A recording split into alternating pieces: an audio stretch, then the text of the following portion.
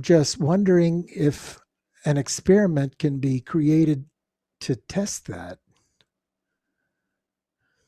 And Could this I is come in? like an open to everyone here. Like I took a stab at it, and in It fact, already happens though, Don. For example, and I think we may have discussed it, the TWA 800 case, for example, where 3 remote viewing teams with 3 different taskers all looked at the same target, and it was a past target. right, All 3 teams came up, and all 3 teams had, I believe, except for Courtney's, actually 2 of the teams had ex-military remote viewers on it, and the Courtney's didn't. But all 3 of the teams came up with different scenarios of what happened to TW 800, which was a past event when they remote viewed it. So could I come in, please? definitely. So if you think of even in real life, because I've got 2 brothers, 2 sisters, there's only 7 years between the lot of us, and we could be in at the same real life family gathering, and each of us see it differently. So even if we're remote viewing exactly the same target, exactly the same time and all that lot, we will all have our own differences, and we've got our own sort of things that draw us and things that we don't perhaps even notice. And I know in real life, I've had times that somebody used to really feel sort of bugged about things, but then I finally got something and she'd come and tell me, and I'm like, oh, I hadn't even noticed that. And then I finally got something I thought she'd be bugged about, and I'm like, oh, good, I can go and share it. And I went and shared it with her. She hadn't even noticed it. And that was the same physical happening. So when we're viewing something that's, totally fictitious, what is fiction anyway? But what inspired the person to even bring that fiction in as a target? And I would also love to know what have people experienced of doing remote viewing of targets that are on drone stuff, because that's been a completely different experience for me and someone I work with when we practice targets that have been drone material, particularly on YouTube and stuff like that. That's not just been the target, but from different views and different music taken on and different ways of portraying it. And it's like, okay, so where am I? And when we say go to the optimum position, even that is like, oh, well, it doesn't feel the same as usual. So what do we know? It's not like viewing, a deer. If you've got a photo of a deer and you're just seeing that deer from that one angle. So I'll let others come in now. Sure. Well, my idea was, can you obfuscate things through mental effort? So, in other words, something that really happened, um, you might send a team of viewers out there, uh, but if you But have how a can you bunch say, of dedicated people sort of like trying to but Don, how imagine. can you say that anything has really happened? Because your experience of anything that's really happened will be so different to mine, so different to Daz's, so different to Oz, who is the only other person I can see on this screen. So how can we know what each person's reality is even? No, I get that everybody has their own individual point of view and the way difference of reporting things. It's But not just reporting, though, it's experience. Come on, Oz, you come in. Go on, right. Oz. Okay. So Yeah, yeah. I mean, the matter of perspective is, I think, is always going to be an issue with the targets. Like, I'm not familiar with the TWA remote viewing session that Das is talking about, but I assume that the three teams have different data. Isn't there like a common thread? There has to be a common thread, no? Oh, no wow. common thread. Wow. Well, the common thread is the plane was destroyed, but one team of viewers, their output from it was that it was a terrorist attack, a terrorist on the plane. The second team of viewers, their conclusion was that it was a missile accidentally fired from the ground up, and the third team of viewers, their conclusion was that it was an engine part failure, which caused the plane to blow up. So complete different scenarios. Yeah. Wow. Wow. That's crazy. And obviously only one of those can be true. It can't be all three of those at the same time. Right. And But how that's do you know?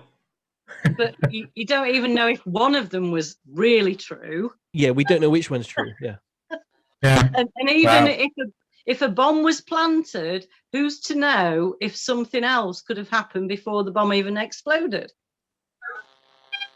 That's I could it jump might in be here. possible.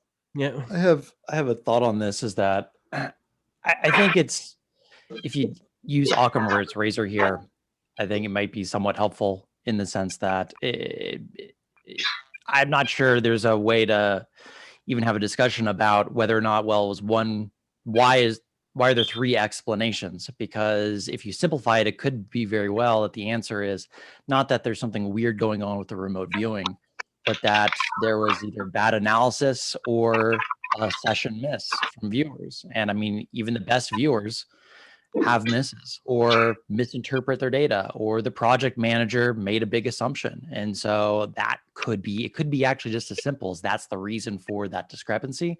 I can't know that for certain because wasn't on those projects, but before there's like, I would think that I'd want to exhaust those lines of investigation first with other projects to see if they repeated before I made the conclusion or jump to the assumption that, oh, well, there's something with remote viewing these historical objects or It historical does happen in events, other you know? projects though as well. I've But seen it with also, you're simplifying even real life, and you cannot simplify real life like that.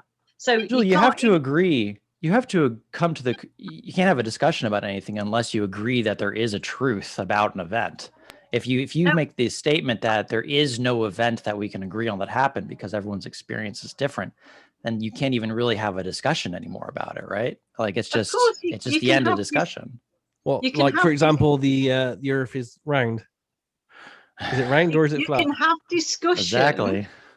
You can have discussion, but everybody's perception, even of real life, may be completely different.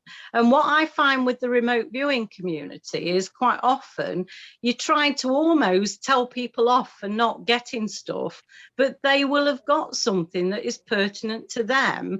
And if we can start to value what everybody gets, to really colour that whole holographic and beyond holographic what people are getting, instead of overly judging and telling people off for not getting, because that's what I feel a lot of is happening, is that, oh, well, you've not totally got that.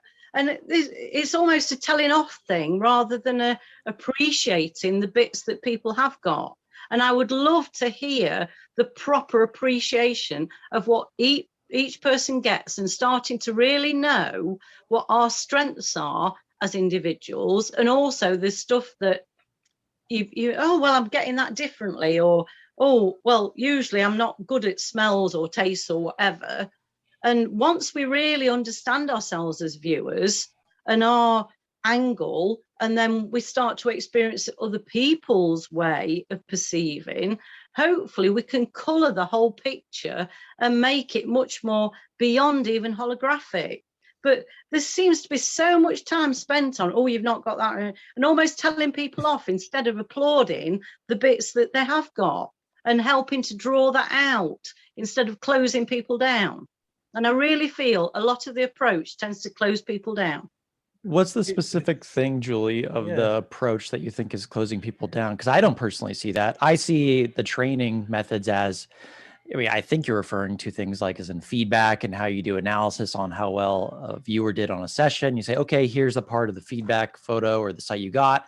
Here's part of your session data that was amiss, that does not actually match the feedback. And you can appreciate both the hit, and you can also recognize where the inaccuracy is too. And that recognition actually helps, from my experience, improve the viewer's work over time. That feedback cycle of here's what was right and here's what was amiss. And I it's would not love that you just listen to exactly the words that you've just said, because that's exactly where I feel you're not allowing people to open up and really appreciate what they are getting. Because you, even when you're doing your feedback to them, don't appreciate necessarily what they are getting, because it's not your view of that target. So is I guess here's the question I then have is, if a viewer has perceptions about a site, say they are remote viewing a racetrack and they have a, I don't know, a whole bunch of horses or something grazing in a field in their session, but the picture is of race cars going around a racetrack. Do you believe that the viewers shouldn't view that as a miss in the accuracy of their data? Well, if you keep saying miss to me, the way I used to be sort of 5-10 years ago, I might have thought, right, that's it. What's the point of me carrying on? Whereas actually, I could see those people that are watching that racetrack, and that person isn't really bothered about the racing, but they're interested in connecting with the crowd. They're interested in watching what nature does while that racetracky stuff is happening. And so we can get a much broader, bigger breadth and depth of the whole thing if we really help each person that remote views to appreciate their strengths and their areas that they don't necessarily get. And then you can get much more colour on the whole picture of what that target was. And that's the beauty of having more than one viewer. Whereas if you've only got one viewer and you've just got that very, you're a miss, you're not. And I know when we've done associate remote viewing, and I've perceived Kerry, who I work with a lot, she's got that differently. She might not even have realised she's got it differently, but I pick that up as a monitor, and then I can help to sort of, right, okay, well, look at this. And I might be completely blind, but I've noticed she's got something differently. So we do this in everyday life. And to me, you're not allowing it in the remote viewing. And yet it's a definite part of everyday life. But aren't we marking for accuracy to let us know if any remote viewing actually took place? What is accuracy, Daz? Well, you have a target, and then you have viewer data, and then you mark that viewer data against the feedback. Well, perhaps we could do a session one Friday night where you've got a target, we do it, each of us, and then we look at the data we've got, and then we can start to realise what you and others are meaning about, you've got a miss, you've got so that we can help Julia, each other. I think you're under a disillusion on the way that we say things to people like student stuff. We don't say, it's a miss, go away, piss off, you didn't do very good. Nothing's like that. It's always encouragement in the way they do. There's always lessons to be learned, and even if you miss a target. There's always lessons to be learned, but you talk so much about them missing, but you don't necessarily know what they are getting. And I know I've done enough targets. You do know what they're getting. That's correct, though, because there's feedback. And so if there was a race car in the photograph and they described a man-made vehicle that's moving with high velocity, there's a person with a helmet sitting inside of it. Those are all directly objectively accurate. It's there is an objective truth in the feedback about what's correct and what's not. So for some reason, I'm getting on that target that there's a little mouse or a rat or something that's near all of that stuff that somebody's perceived, but you haven't perceived it, and you're just focused on it. But it's irrelevant. It holds no information for the client. Right?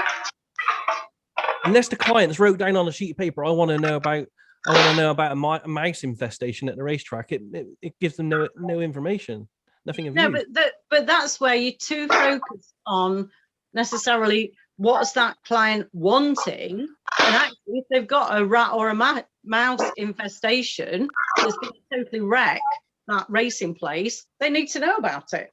But that's because remote viewing is a tool that provides information, not experience. You're talking about an experience. You're talking about a mechanism where you have beautiful experiences, and everyone has beautiful experiences. No, I'm not saying they're beautiful. What I'm saying is you're getting more information about that site.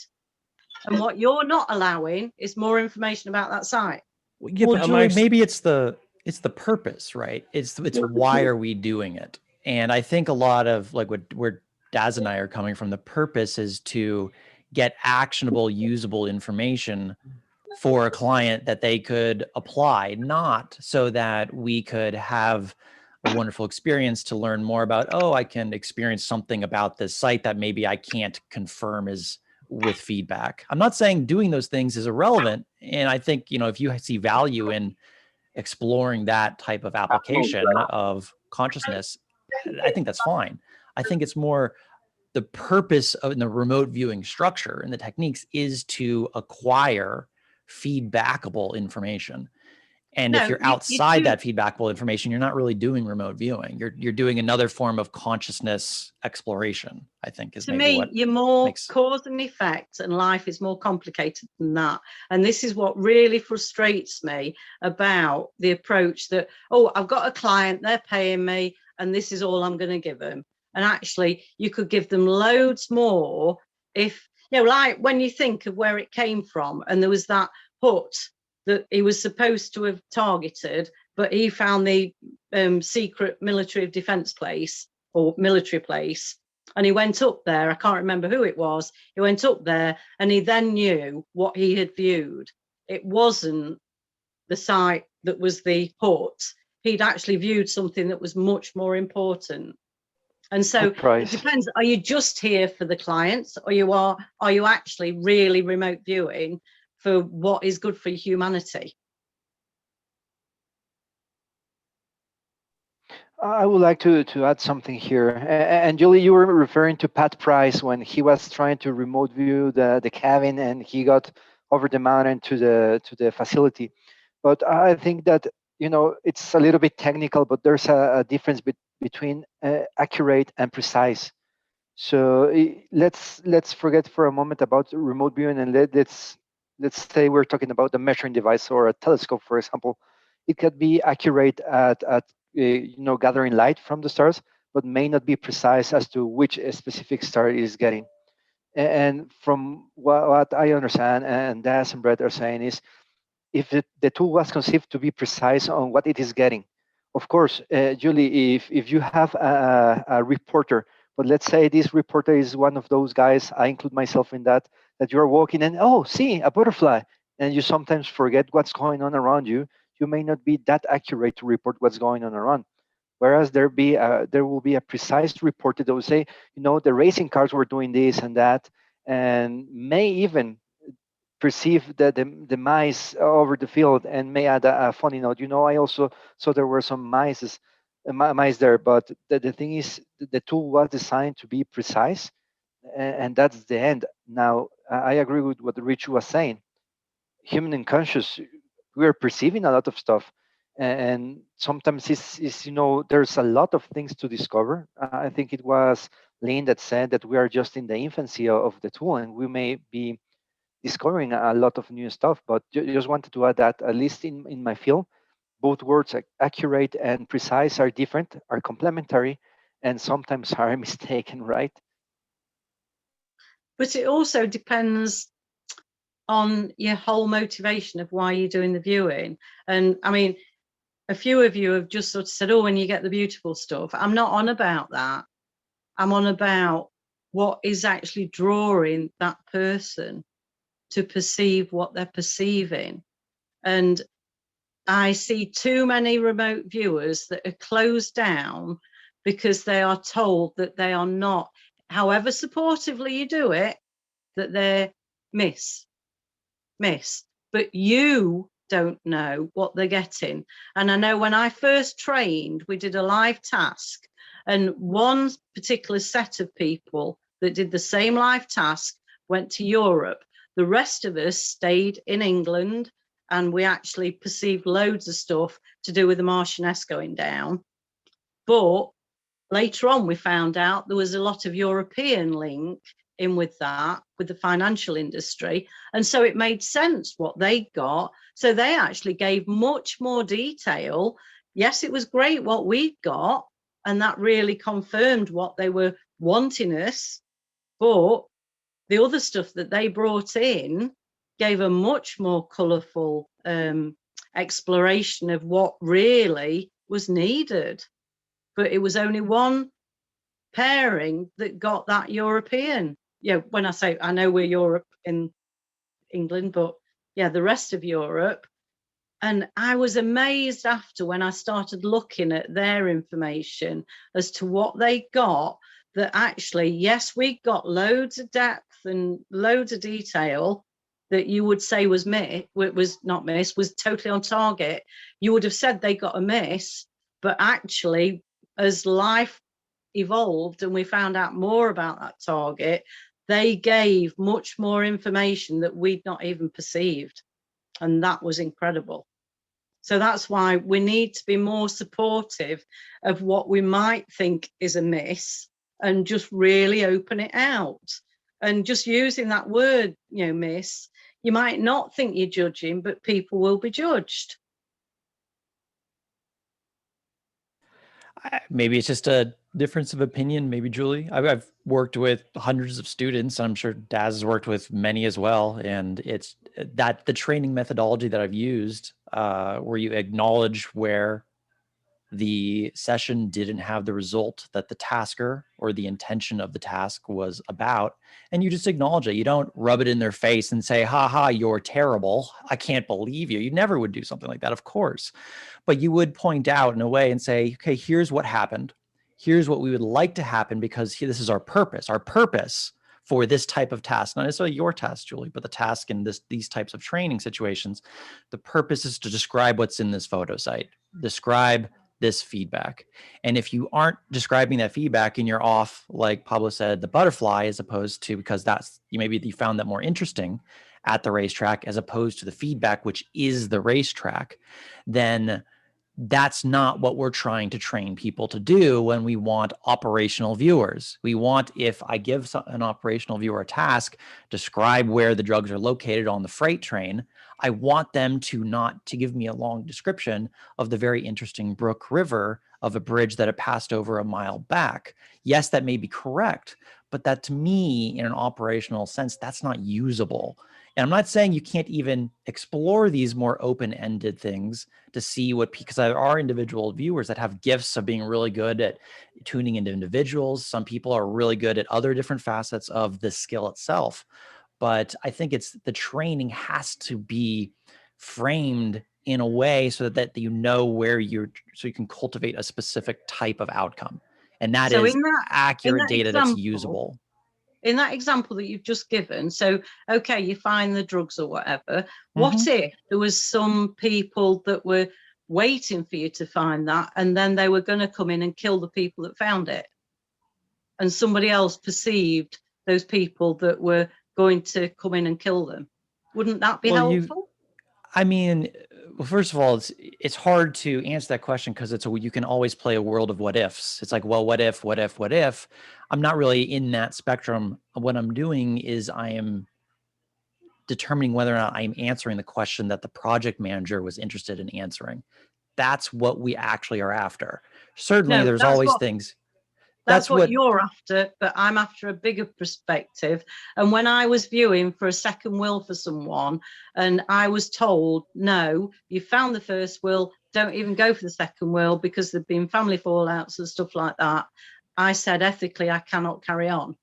So I would argue, though, that the what if question, the what don't we know that we don't know, you still can do in this framework if you ask that question. That's still a choice from a project manager to ask that question. And the only way someone's going to get really good at that is if they have a level of training to begin with, to know when they've trained to be able to do that. Right, when they know when they're right. I train people to a level, and I know that they're good at what they do, but also I know I impress on them about being ethical. And if you think of them finding those drugs and then they're going to be killed as they found those drugs, I would rather, if it's for the highest good and greatest benefit, they didn't need to be killed finding them.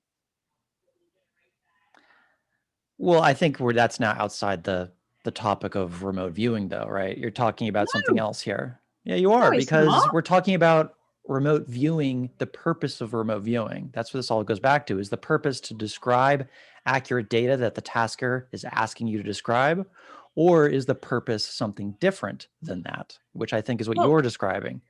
To me, the purpose of us doing this is for the highest good and greatest benefit. And if I can stop those people being killed because it's for the highest good and greatest benefit of the world, for them not to be killed just because the drugs are there, then surely that's for the better benefit of the whole world. How do you know that that's right, though, if you don't have feedback and practice of training to know when you're correct and what your misses are? Well, it depends how you hone in on what is correct and what's amiss. And I don't understand why you have to keep using all that terminology. I don't know why you can't help them appreciate what they have got. And this is very much Lynn Buchanan's approach to training, is to, even on his dowsing, he really hones you in onto, well, okay, you didn't get it exactly, but look at what you have got on percentages and stuff like that. And it is more about appreciating the accuracy of what you have got. And there might be stuff that you put to one side, but while you're ever busy telling people, oh, you've got that, you ain't got that, yeah. And you might not think you're doing it in a way that belittles them. But I know when I was receiving feedback on assignments, say before computers were born, and I would be told I'd done well on this and I got to improve on that, and then I'd done well on this. And then I would go back and focus on the bit I hadn't got. And so to me, perhaps it's my stuff that's coming in here a lot, but I see so many viewers who are so hard on themselves. And I've taught one, honestly, he'd been trained 20 years before, and he was so belittling of himself because of how he'd been trained. And I nurtured him through, but also I was very strict with him. And on the final day, when he got to do a full sort of write-up of his summary of all his session, he was like, oh, have I got to really do this? And I said, yeah, well, I used to hate doing those summaries, but yeah, if you could please, because that will really help us. And I left him to it, and I said, you've got to say it out loud, get on writing that out, everything, say it out loud as you're doing it. I went back after a few minutes, and he was writing and saying it out loud. I left the room, went back again after a few minutes. He was still writing. He did about 3 pages. And yet 20 years before, he'd basically been put off because he was being told so much, miss, you ain't got it. And that's what I really struggle with. I think one of the things that, I mean, this is in my own training, is that the getting over your attachment to the outcome of a session is actually, I think, a really important thing for viewers. And so if there's a viewer who's reacting negatively to missing a whole lot, I think that's actually one of the hurdles that you have to kind of overcome in your journey of doing it. But I mean, taking a step back, I think what we're maybe not on the same page here, it's not even necessarily, I think, remote viewing. I think it's more ideological, Julie, because what you're describing to me sounds a little bit reminiscent of kind of the positive thinking movement, where it's like, why do we have the positive thinking movement is very much keep your attention on only the positive things in life, why we shouldn't talk about the negatives. I'm not saying this is just more of it reminds me of not that than the way that you're describing it. Whereas my perspective is, I think that you should look at both and that you should be able to contrast both, because then that sets you up, I think, in a better position to say, okay, what should I do next? Same in a remote viewing session. If you have data that was requested, this is what I want you to describe the photo, but you didn't describe the photo, then you say, okay, well, this was a session where I didn't describe the photo. That wasn't what was asked for me. Let me try again next time and see how that goes. Maybe I check my structure, check my method. Did I mess up? Did I not do an ideogram correctly? Did I mess up the structure somewhere? Like maybe I just need more practice. But in doing that, I've seen many students, and even in my own work, that when they address and they look at where they did not succeed in what was asked, that the repetition of that and getting feedback actually improves their ability to get feedbackable data. And so it may be an ideological difference, but I would just, from my own experience as a teacher, I've seen it work really well for those that can let go of their need to be right. That's a big part I found of beginners that stops them, is like they have to be right. And when they don't get it exactly right, Either they sometimes force it to be right, which is very unhelpful for them, or they don't want to continue because they're kind of being too judgmental on themselves. But as a teacher, and many other teachers I know doing this, it's never done. Like, I never would say talk to a student that way. That'd be very unproductive. It's always words of encouragement. It's always, try it again, oh, this one's better. It is emphasizing the positive, and that's important. But I would totally disagree on that. You shouldn't point out when there is error, because correcting for the error is important if they want to get to a point to where they're usable in what I would classify as usable. So, right. So that's just my opinion. What is an error? And even I would say you've got an error in saying that I'm only emphasizing the positive, because that's a load of rubbish. That is not what I do. Okay. So I'm really, when you say to someone you've got an error, what sort of things are you saying to them that they've got an error as? Oh, it's very specific. It's when you're teaching a new student, you are working with practice photographs. And these photographs, you are looking for if their data matches up with that photograph. And if it doesn't at all match up with it. Yeah. Can you give me a specific example? Yeah. It could be as simple as the one I already kind of gave, where it was a photograph of race cars and they had their session describes a butterfly. That is not the information or data that was being requested by the tasker, nor the task with which they're running. Have you really had a session where you've had a race car and they've described a butterfly? Oh, absolutely. Those are misses all the time. That happens all the time. And it could be not even that they got it very clear as a butterfly, but that they just got a lot of data that was kind of like a spaghetti mess of information that didn't kind of form into anything either. And so what you've really had someone talking about a butterfly and what named a butterfly in this racing car thing? That happens all the time. Yes, especially with beginners where they're just all the time. How often are you doing racing tracks? Okay, I'm referring to viewers not hitting the site. That happens all the time. You're not even telling us now what you've really perceived with your students, have you? I'd want a real example. Have you had a real racing track thing where they've had a butterfly properly? Judy, I think any of us that have taught people have some of our students that have, on occasion not hit the target as expected. I know, but he's still not telling me a proper example. Well, I mean, this is a proper example, Julie. This is exactly a proper example. You just don't like the example. I mean, I could go and find different sessions from viewers that I've taught. I've taught hundreds of viewers, Julie. And these viewers doing really well operational targets right now. So I think I know what I'm talking about to some extent, but this does happen all the time where viewers miss the task that was intended. They do not describe what was in the feedback. This is very, very common and not controversial. I've just asked you for a real example, and all you've done really is tell me something that we talked about earlier, not a real concrete example. Anyway, I will drop out of this so that other people can talk and stuff, and I'll catch up on the chat. Well, it is a real concrete example, Julie. I just like to go back a little bit. It does that thing that you were talking about where the 3 different groups did sessions on the TWA, right? Is that written up anywhere? I mean, it's on my website. Give me a second and I'll put the link in the chat window. Is it all? Do you have the data on all 3? Yes. Oh man, I got to see this. Okay, thank you. While I'm doing that, Paul's got his hand up for a while. If you want to, or if anyone else wants to continue this this kind of conversation and debate first, does anyone got anything else to add on this one?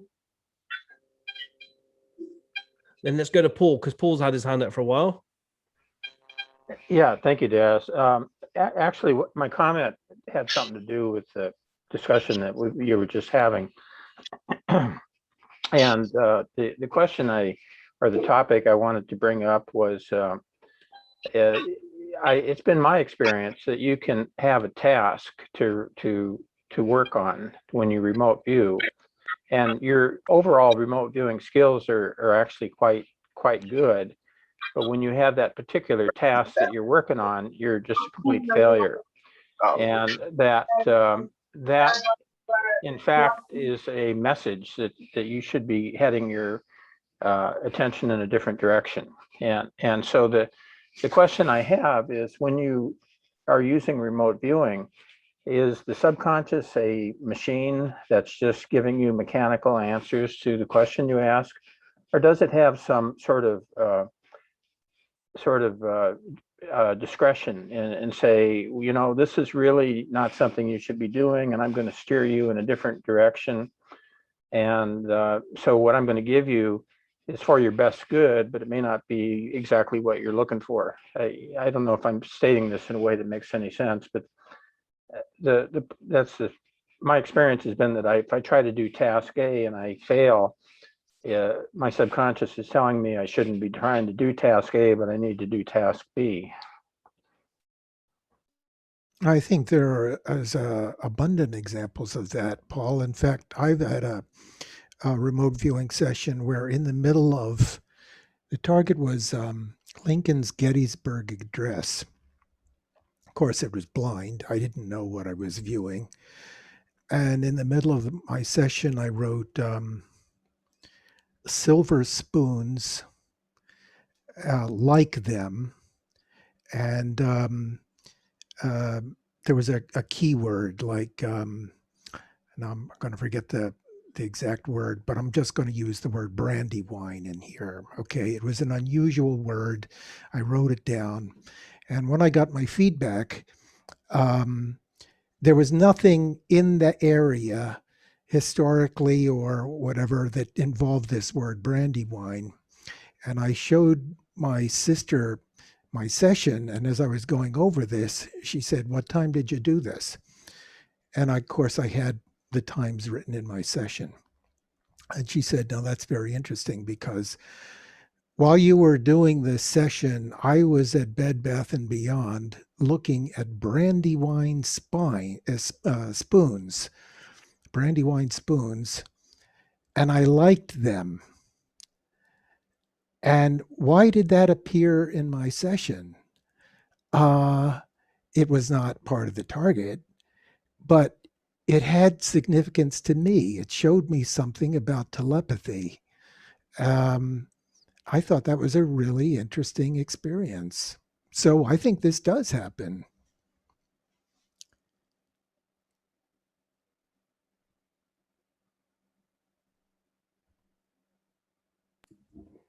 What happened to Paul?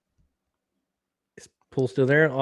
Yeah, I'm still here. It's just the question I have is, does the subconscious have a discretion to it, or is it purely a machine that's answering whatever question you give it to it? I think it definitely has a discretion. And I've seen this a lot of students' works where even in a recent one where someone was given a task on the recent John McAfee death event to see if you could describe if the event actually occurred the way the media is portraying it as occurring, or if something else happened, which a lot of people speculate about. And what was interesting is in that viewer session is they described the prison in immaculate detail, but they refused, they're even upon a second tasking, for the most part, the viewer refused to describe the life form and what was going on with the life form, even when directly tasked with follow-on work, is that they kept going back to just, oh, it's just much more interesting to describe this prison and how there's like a one-way in and people can't go out. And it was a really funny way of describing the prison. And reflection in the aftermath, kind of the review of that data and that session work, there's a conclusion that perhaps there was a little bit of sabotage or withholding on the subconscious part from the viewer of describing that death event. And this viewer very much wants to be able to describe those types of tasks because they believe that that's something they should be able to do if they ever want to be operational. They want to be able to look at things that aren't necessarily pretty. And so, and I've seen this in other instances as well, where there's a self-censoring that can occur, that the viewer just won't look at the event because and my guess is some part of them said, no, maybe you don't want to look at this. And so their data doesn't actually show up. I'm not sure if you've seen this too, Daz, but I've seen it many times in viewer sessions. Yeah, it happens a lot. And I saw it happen a lot as well when I was doing lots of missing persons work for the Find Me group. Certain people just didn't within their internal being, they just didn't want to see some of the things that were happening to some of the people we were looking at. So their body self-censored it.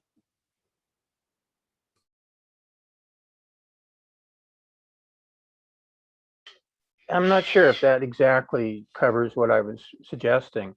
What I was suggesting was that you may have a motivation for one direction, but your subconscious is telling you I'm not going to block that, but I'm just going to tell you that's not where you want to go. You want to go in a different direction because it's for your best interest to go to the second direction, and that's a little different than having a block that you need to clear so you can see the first direction.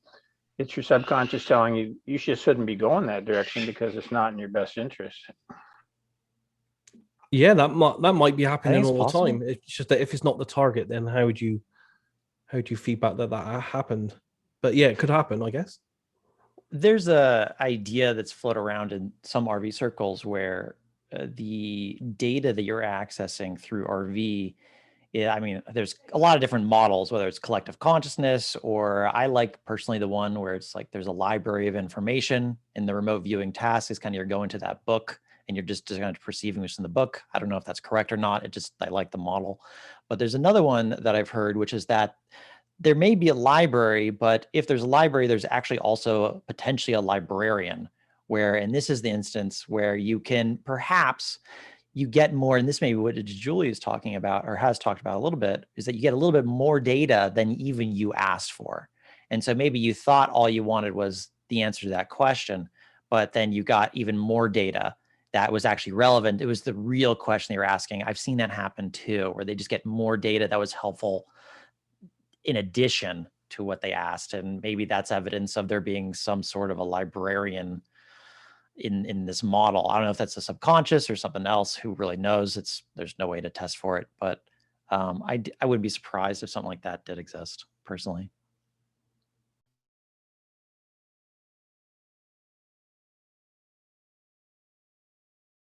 Is that enough of an answer for you, Paul?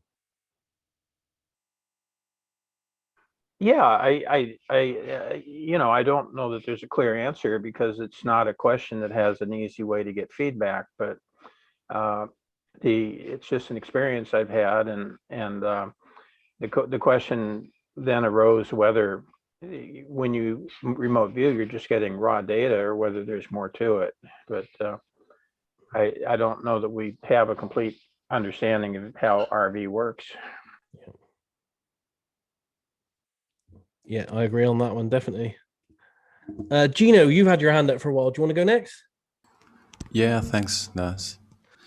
Hi, everyone. Just wanted to ask those that have more experience on tasking groups, picking up on what Don's question suggested. I wonder what could, should, or might be the correct or best known way to approach or focus intent from the tasker's point of view to remain like neutral. No, I don't know if that's the right word, or of course not neutral at all, because I guess for remote viewing we need some kind of intention from the tasker's role for the rest of us to go to the target. So what would be that best way to approach the tasker role for a group? Thanks.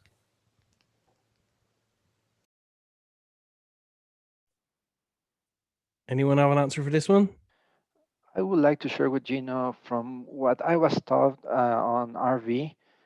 You are correct. It depends a lot on the intentions, but also on the structure and the setup, right? It's not the same, you know, to get a vague target or someone that is not aware of the actual objective. I mean, I will try to answer this with an example, and it can be done with RV or without RV. So when some mining operations start, you need to go into the exploratory phase, and through that phase you get you know, professionals like archaeologists, geologists, and so on, and they survey the area. So usually they first get a map of the area, they pinpoint areas of interest, and then go there and check it. The same, if you're performing an operational target that is about surveying something and trying to find what's there, it's completely different to get a different target where you want to get exact information, for example, from what's behind that door, or what's behind that rock, whatever.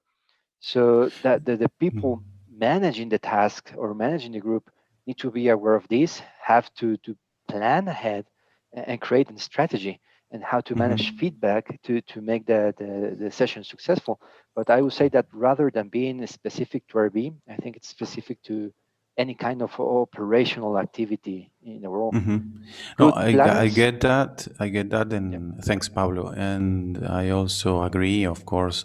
Supposing that we have all these things covered up, done well, I wonder more about the role, like the tasker role, and his or her intentions, because how do you maintain, how do you keep up with the intention on the task, on the queue correctly, by no trying to impose your own thinking, impose your own subjective experiences, and try to be as neutral as possible, or as objective as possible, like more in I'm guessing, I'm trying to guess the correct attitude for the virtual aspect of tasking, not all that surrounding matters that of course are very, very important, but more, I'm guessing more for those that have experience on tasking groups like Das, Brett, and I don't know any others.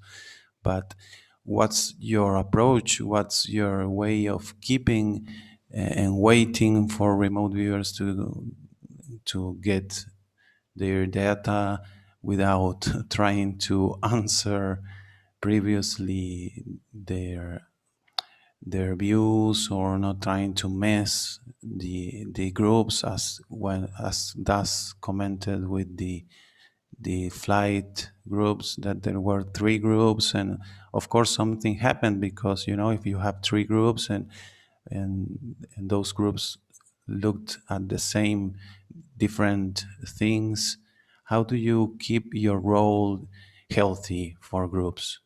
That's what I wanted to know. I can answer a little bit, Gino, but I can't give you a way around it. All I can say is I think there's a problem within remote viewing that's probably not discussed as much as it should be, because we know that there has to be some kind of connection between viewers and tasker, because we're working blind, so there has to be a connection there for us to know where the target is and what's required of us. I think the only way around it, to be honest, is for the tasker to try to be as open-minded as possible. And in the cases when I do targets, I try to record my intent within the tasking document, so at least that's known.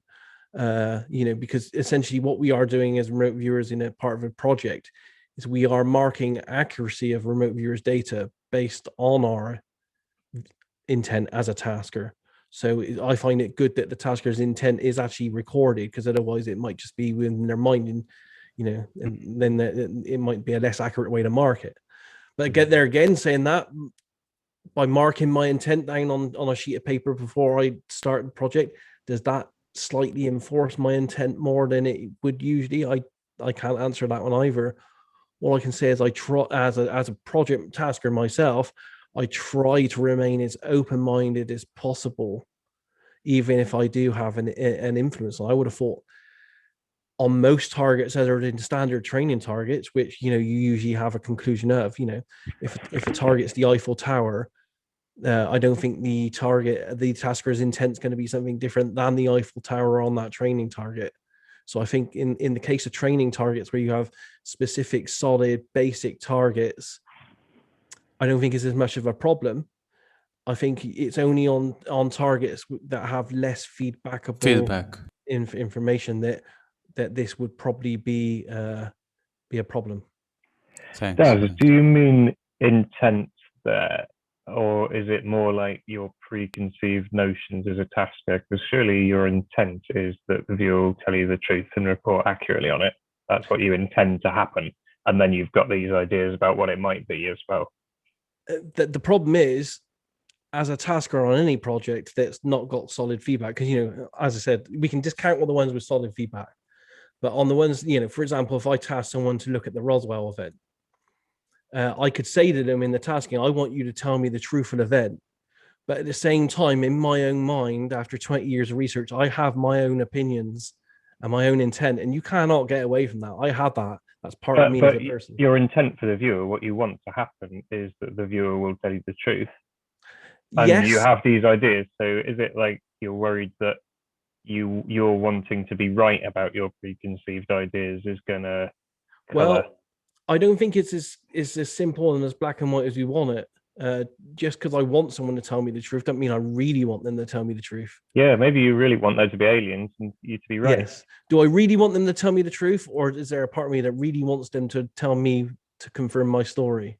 I don't know. I've seen your taskings with the intent thing declared, and I would find it nicer if you wrote like preconceptions or what I think or something, because like writing the word intent followed by your preconceived ideas is like scary. I think pretty much when I write it, my intent is my preconceived ideas. It could be an intent, a neutral intent also, like I want to stay aside, or I want to be as neutral as possible, or try not to think too much about it until... Yeah. I think if we're totally honest as human beings, though, I don't think we can be totally neutral on any situation where we don't have feedback on. There's going to be some part of us that wants an outcome one way or another. This has reminded me about, I think there's a parallel here maybe, of if you're early on in a session, so you're in stage 2 and you get in AOLs, you need to remind yourself, there's no way that I know what this is consciously. I just don't know. And that discipline that we learn in viewing is perhaps transferable to tasking, where you can say, I just don't know the truth. I just don't know. So just give me the data, in the same way that you prompt yourself in an RV session. I haven't tested this, but is this the project manager doing an AOL when he's setting up he or she's setting up the task? yeah, it is. Let me write some AOLs real quick. Yeah. But that's something I think we must not forget, that remote viewing is not something outside of us, right? It's part of everyone. And this is the exact same thing that happens, for example, in a finance project. You have the project manager may be biased and may want something to happen one way, and when he gets the feedback from some of the analysts, he may bias and say, no, these ones are really off the target.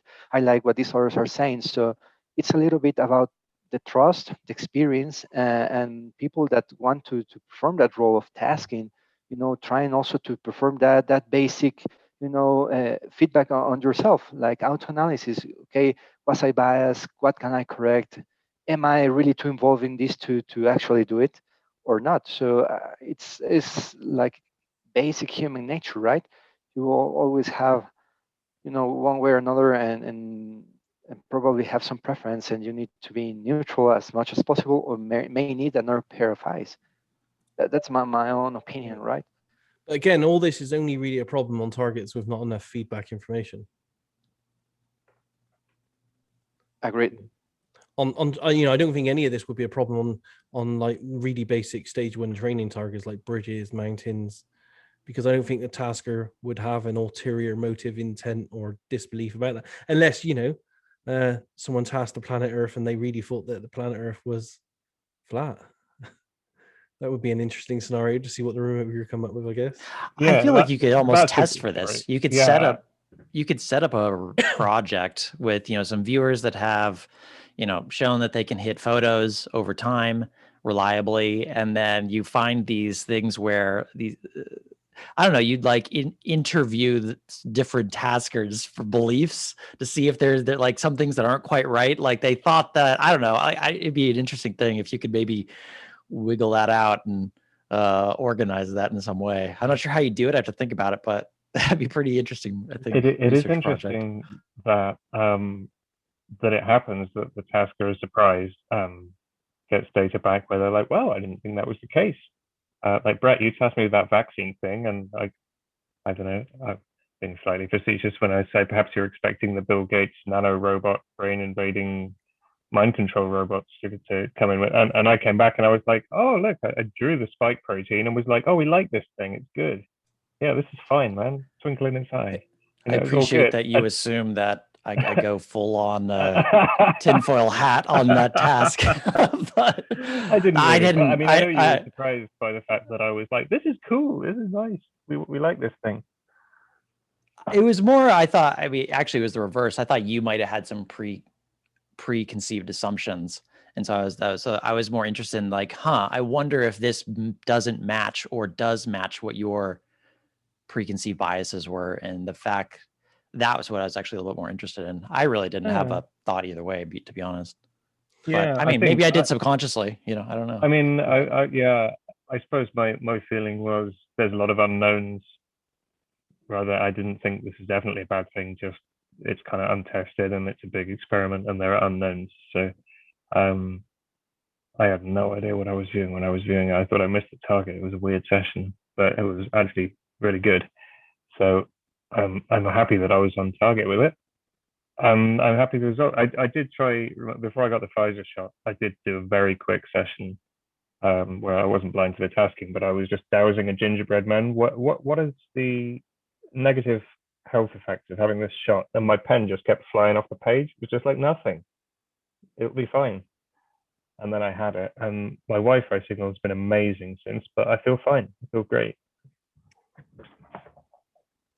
Another part of this this scenario that I thought about in the past as well is could we change the scenario of tasker intent being an issue if we change the project setups? Because at the moment, the majority of the people tasking projects, like myself, Brett, Paul Smith does his targets, all these people out there doing targets, we're all what we call accomplished, spent lots of time in psychics, doing lots of psychic stuff, remote viewers of people, people that, we are, or we claim to have, a certain amount of psychic ability. Wouldn't it be better if maybe the taskers are psychic bricks so that there's not much chance of their psychic contamination coming through?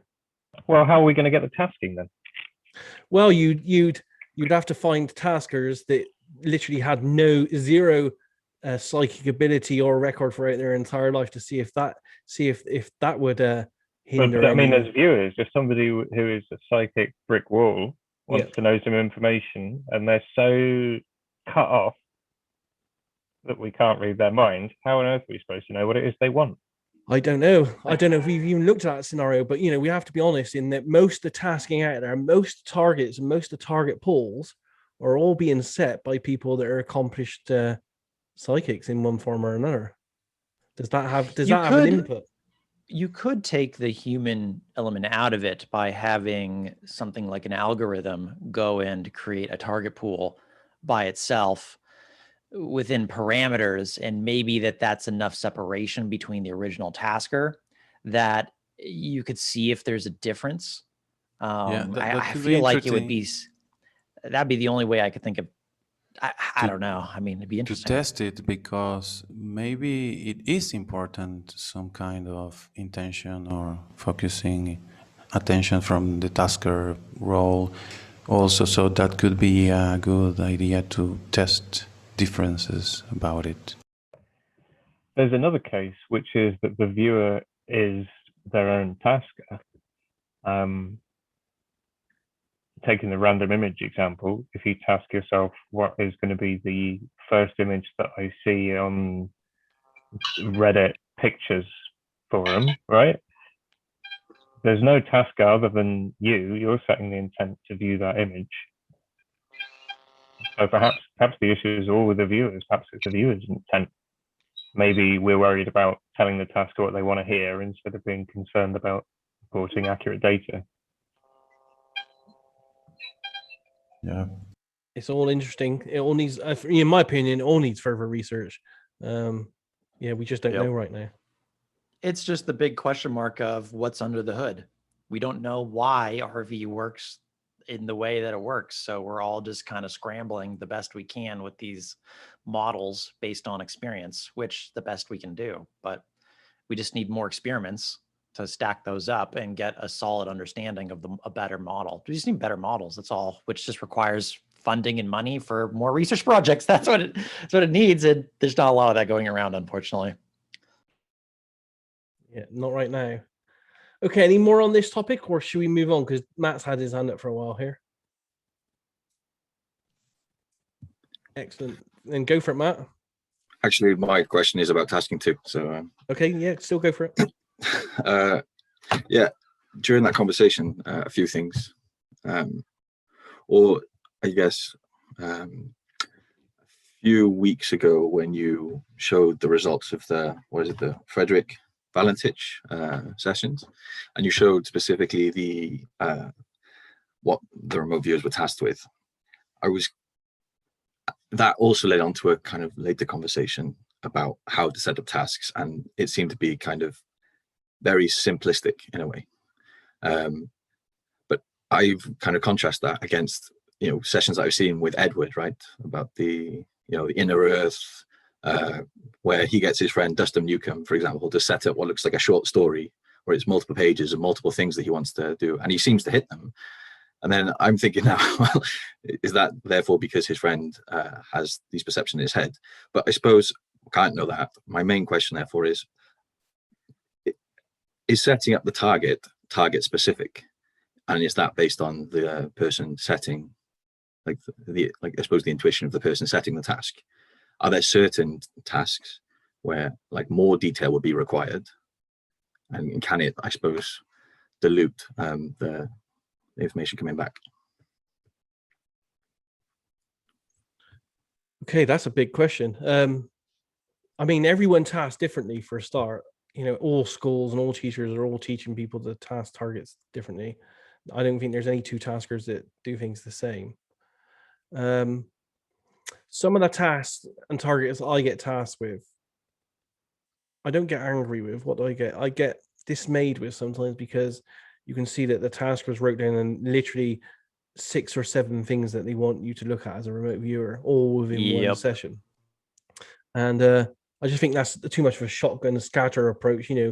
I think I personally like to see tasking set out so that there's only one single question or directive per time you get the viewer to have a look at the target. Otherwise, they might just go off, looking a bit over here, looking a bit over there, looking a bit over here, but never really giving you the depth of the information you want. And some targets, need more specific, detailed information than others. For example, if you're doing a missing person target and you're doing it for the police, you can start off, if you want, doing 20 sheets of paper describing the person that's missing, the circumstances of how they went missing, and it's kind of interesting information, but you'll be soon told by the police that there's absolutely no value to them whatsoever, because they're the police. They'll be the ones that decide how that person went missing, because that's their job as an investigator. All your job to do is to be very, very specific and give them a GPS coordinate of where they can go and find that missing person. That's all they want off you. They want to solve the crime themselves. They don't need you to describe it. So in that case, they need very specific, detailed information. Whereas there are other targets, like if you're looking at, I don't know, the pyramids or anything like that, you can be a bit more general in describing the location, the people that visit, the type of atmosphere around the location, and all kinds of stuff. There maybe templates, like has someone ever set up like this is a good way to like set up a task for a missing person, or this is a good one for like an archaeological site, or is that too restrictive, I suppose? I don't. I think it would be too restrictive, because every target's got his own different specific needs, to be honest. And as I said, every teacher, every school, every group out there I've ever worked with all do it completely different based on their own life experiences and project management experiences as well. Yeah, and just even based on what they've seen work from someone else, that then they say, okay, well, this worked a couple times. I saw it work. Let me just reuse that because that's who showed me this system. I think to add on to what Daz said, where it's like it's become a shotgun approach, because there's like 7 questions in the tasking, and you're like a hop around, but you never really laser in on actionable information that the tasker wanted because they didn't phrase or set up the task in a way that was clear. I think on the other end of the spectrum too, it's just another version of this, is that you also have tasks that are too ambiguous, not that are asking for too much, but just they haven't done enough research to be able to ask the exact question clearly. And so it's like, well, did you mean this, or this? Because the way you asked that question in the task could have been any one of those.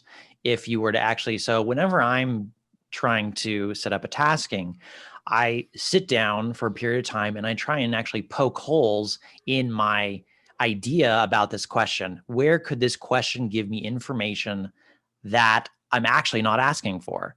And I actually try and, from that angle, break my own task first. And then once I do that to the best of my ability, okay, now let's test it. And let me give it to a viewer now, because I think I've done my best, my due diligence with this task to try and make sure it's getting the information that I'm actually after, and it is specific. It's not 10 questions, it's 1 question, just like Daz said. And at that point, that's when I would give it to a viewer. Who is an operational viewer. But even after that, you may come back based on the session day. You're like, well, the data that's coming back isn't actually even, it's still not quite there. So let me revisit my original tasking. Maybe that's where the problem was. And so it's worth revisiting, or maybe they had a bad day, you know what I mean? In which you maybe give it to them again later. I mean, there's a lot of variables there, but it's also the ambiguity problem is a really significant one that I've seen as well from, I've had people give me tasks that were ambiguous, where it's like, what did you really mean by this question? You don't even know what you mean. So how am I supposed to remote view what you don't even know what you want? So it's a challenging thing, but it's a whole skill, I think, in and of itself. Yeah, that's my thought on it. I definitely agree with that, Brett.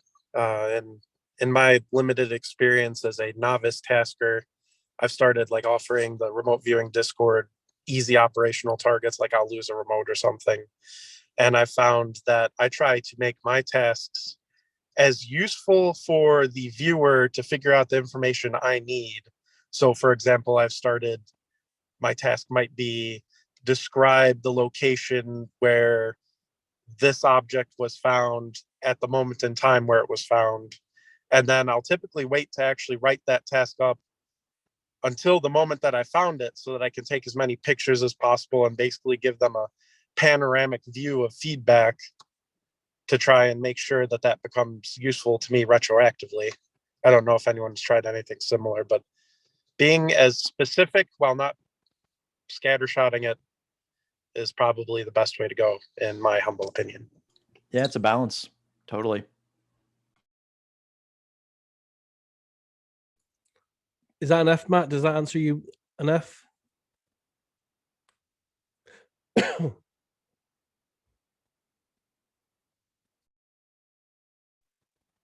You're muted.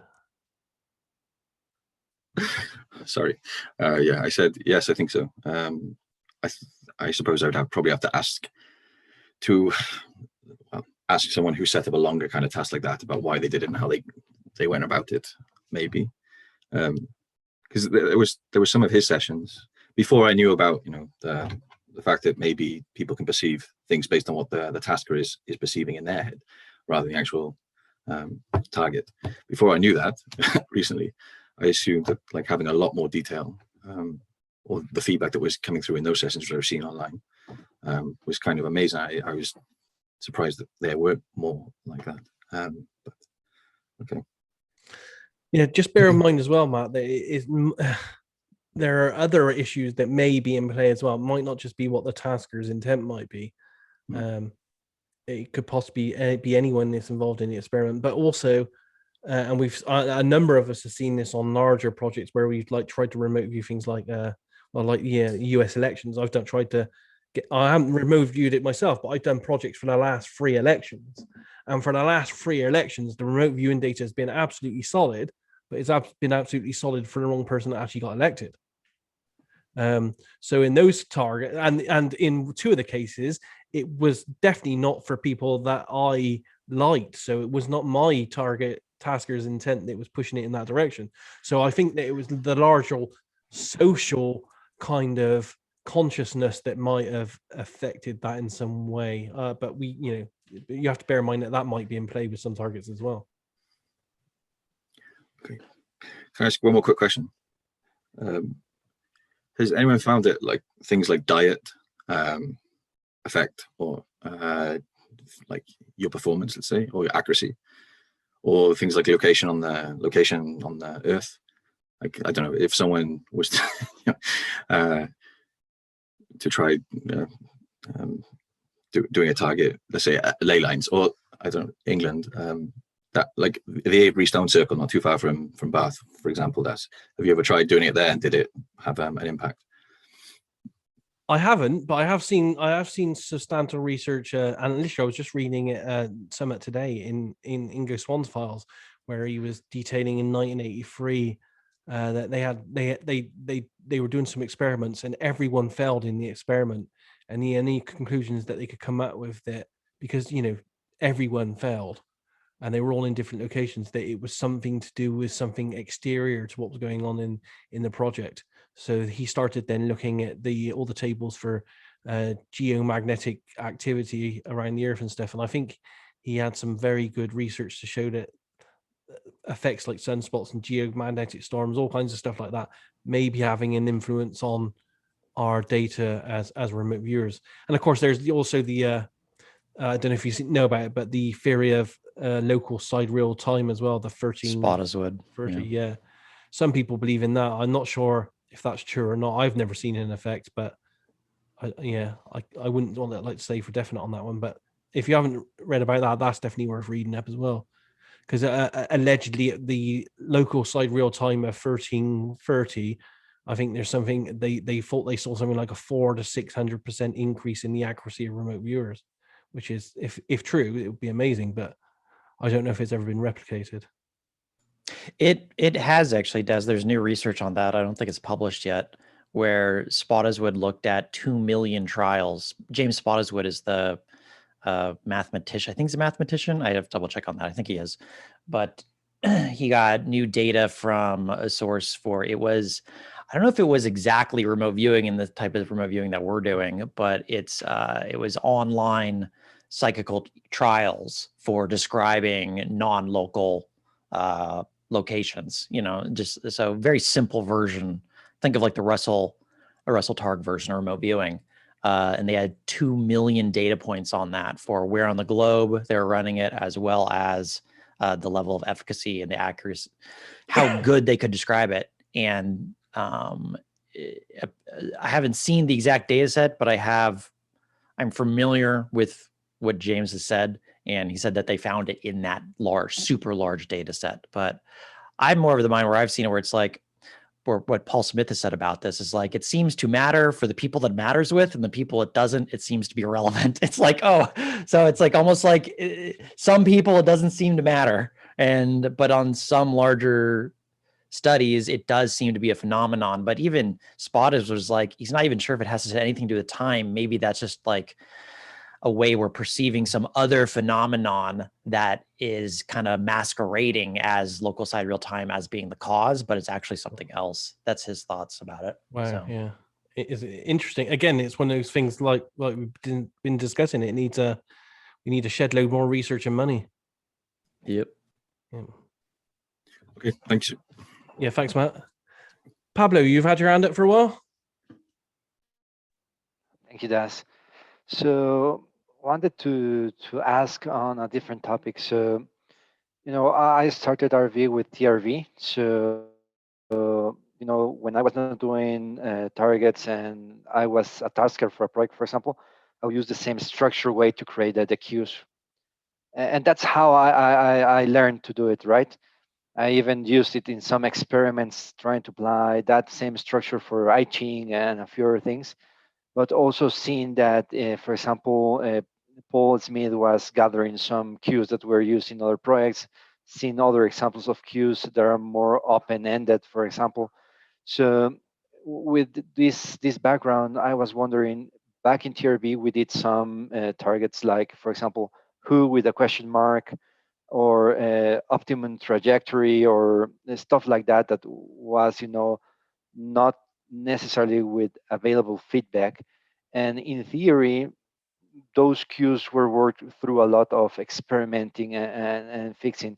However, I never saw any material on that, and would like to know if anyone has had any experience with a specific cue, or things that have gotten any results, or are best practices, right? I'm trying to break out of that mold and move into a more broader part of the CRB, and not just in one standard, right? I could talk a little bit about that type of queuing structure. Obviously, not everyone's a fan of it.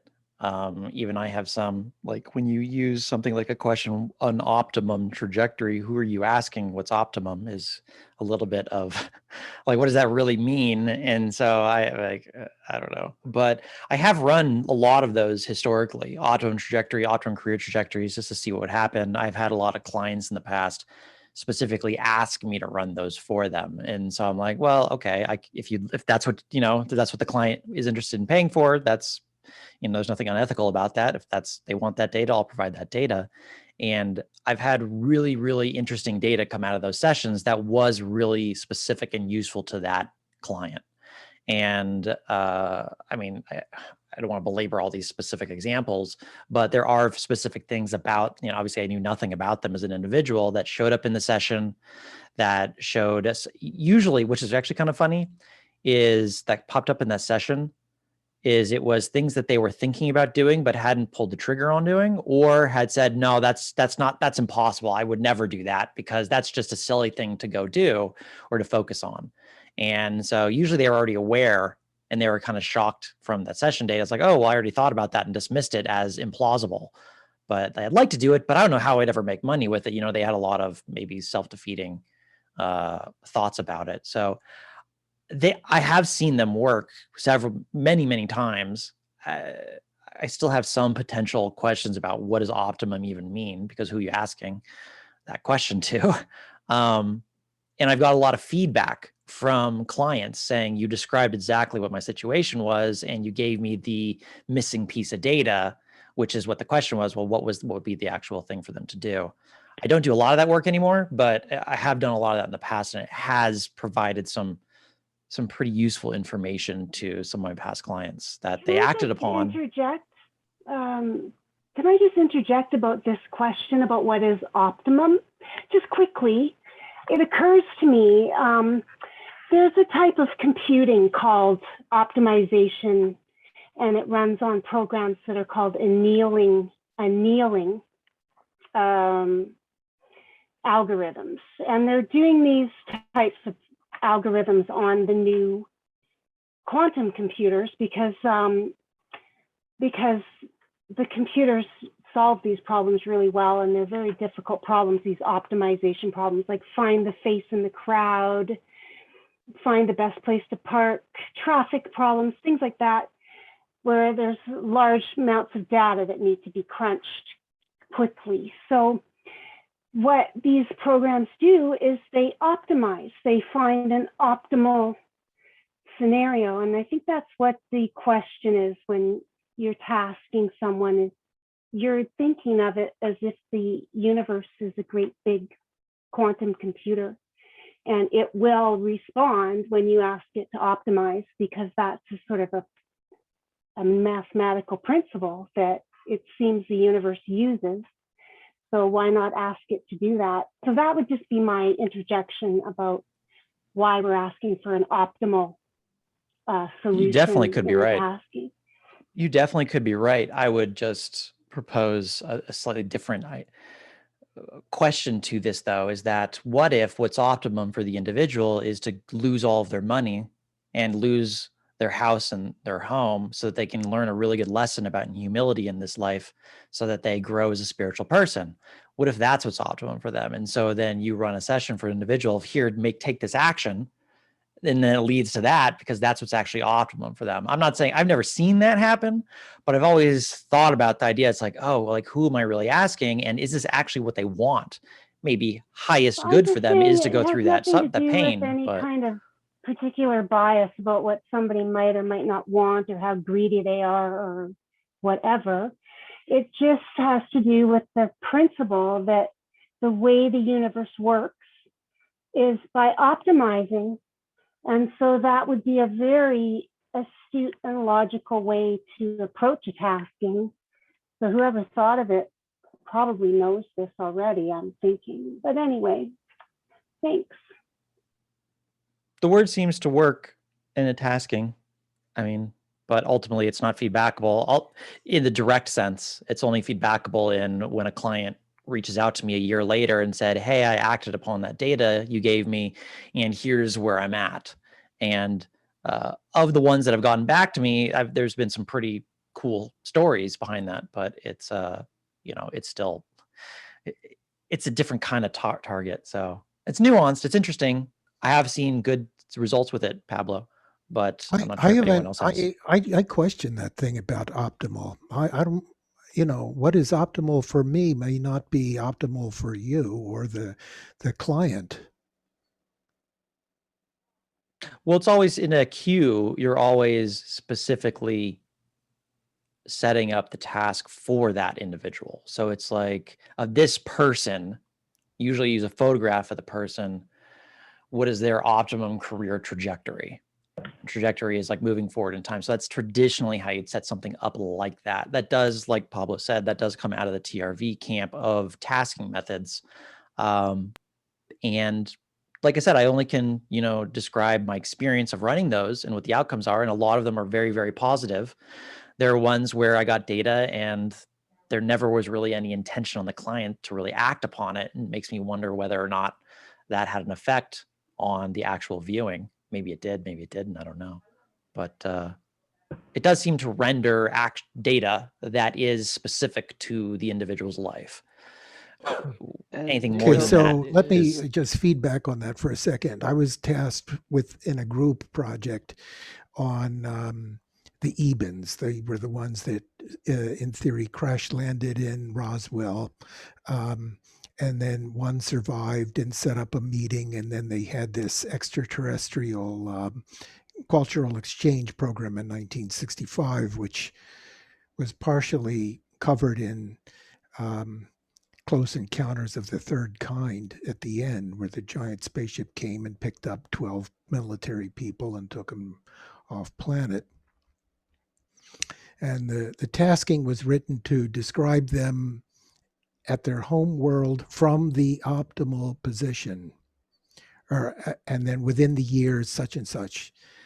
And my session went straight to Roswell. So what's optimal? Optimal for me might be close to me, this planet, nearby. I don't know. I at the end of the project, I really had to look hard at that word optimal. Just saying. sure. First of all, thank you, Brett, for sharing. And Seri, I also agree. Just as a side note, I was reading also on some optimization algorithms and how quantum computers can change everything because they can do them even faster. And in the end, the human brain kind of works like a quantum computer, right? But going back first, Brett, I have another question, if you don't mind. There was this target that sometimes popped up, and it was the name slash who question mark. Mm-hmm. I really never got to make sense of it. Were you able to get something interesting out of it or not? No, every time I ran that in a blind pool, it just returned nonsensical information to me. Maybe my who is nonsense. I don't know. Maybe that's what it's trying to tell. I don't know. It never gave me any information that made sense. It was just a bunch of spaghetti whenever I ran that personally. So I just, my own experience. That's all. Thank you very much. I'm just curious, Pablo. I don't understand what that tasking means. Is that sort of like a big question mark? Return No, anything? you started with your name. For example, if it was your own session or someone else's name, then because you were making sure you were targeting the correct human being or being, let's say that. And then you added slash and then the word who and added a question mark at the end. So in theory, it was to get a more insight into the person, but I read a lot of comments when as Brett said, when I ran through it in a blind pool, I also got nonsense, couldn't make anything out of it. So really what was, I was wondering, Ties is this back to really Matt, I useful? think. This the thing where it's like maybe that is a task that is so ambiguous that it's like, well, there's the intent of that task is just nonsensical because it's too ambiguous. I don't know, maybe. I'm sorry. So the idea here is you write somebody's name. You don't write the word name. You write somebody's name and then put slash who. Is that the idea? That's if you were, queuing with text. That's correct, Don. For example, Okay. you could do a different one. Let's say, for example, Don slash now. So I would be removing you right now. Okay. Got it. That was it from me. Thank you very much. Okay, I did see that Sasha had her hand up for a while, but I think she put it down again. Is she still there? Did you want to ask a question, Sasha? Maybe she's away for a sec. Does anyone else want to verbally ask a question? If not, looks like we've got tons in the chat window. Okay, so I'll go to the chat window stuff then. Someone asked really early on, can we discuss Project Firefly? And that was from Rich. And probably it's not best if I do, to be honest, because it's not my project. But if you're interested in it, Rich, we can possibly get Deborah Linkatz and Michelle on to discuss it. It was an ARV project where the ARV people put loads of money into the project, but it completely failed and they all lost their money.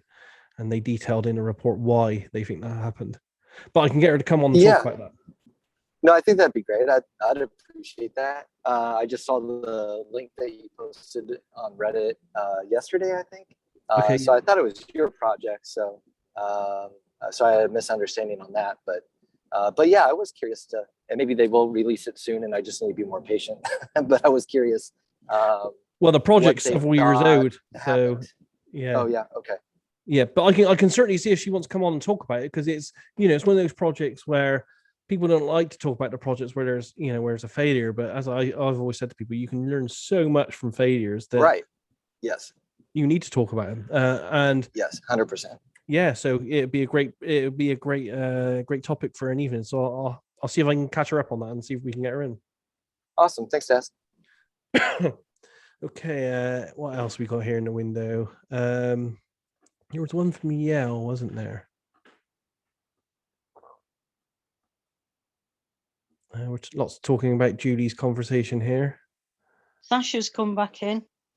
Sasha, would you like to answer your question? Yeah, can you hear me now?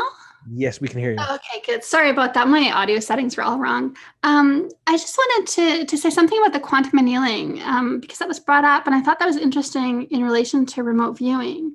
Because with quantum annealing, for quantum computers, what they're actually doing is they're giving the quantum computer problems that are too hard, too complex for us to solve in another way.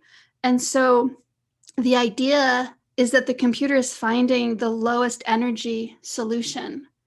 And going through thousands of iterations every moment, it spits out what we believe to be the lowest energy solution.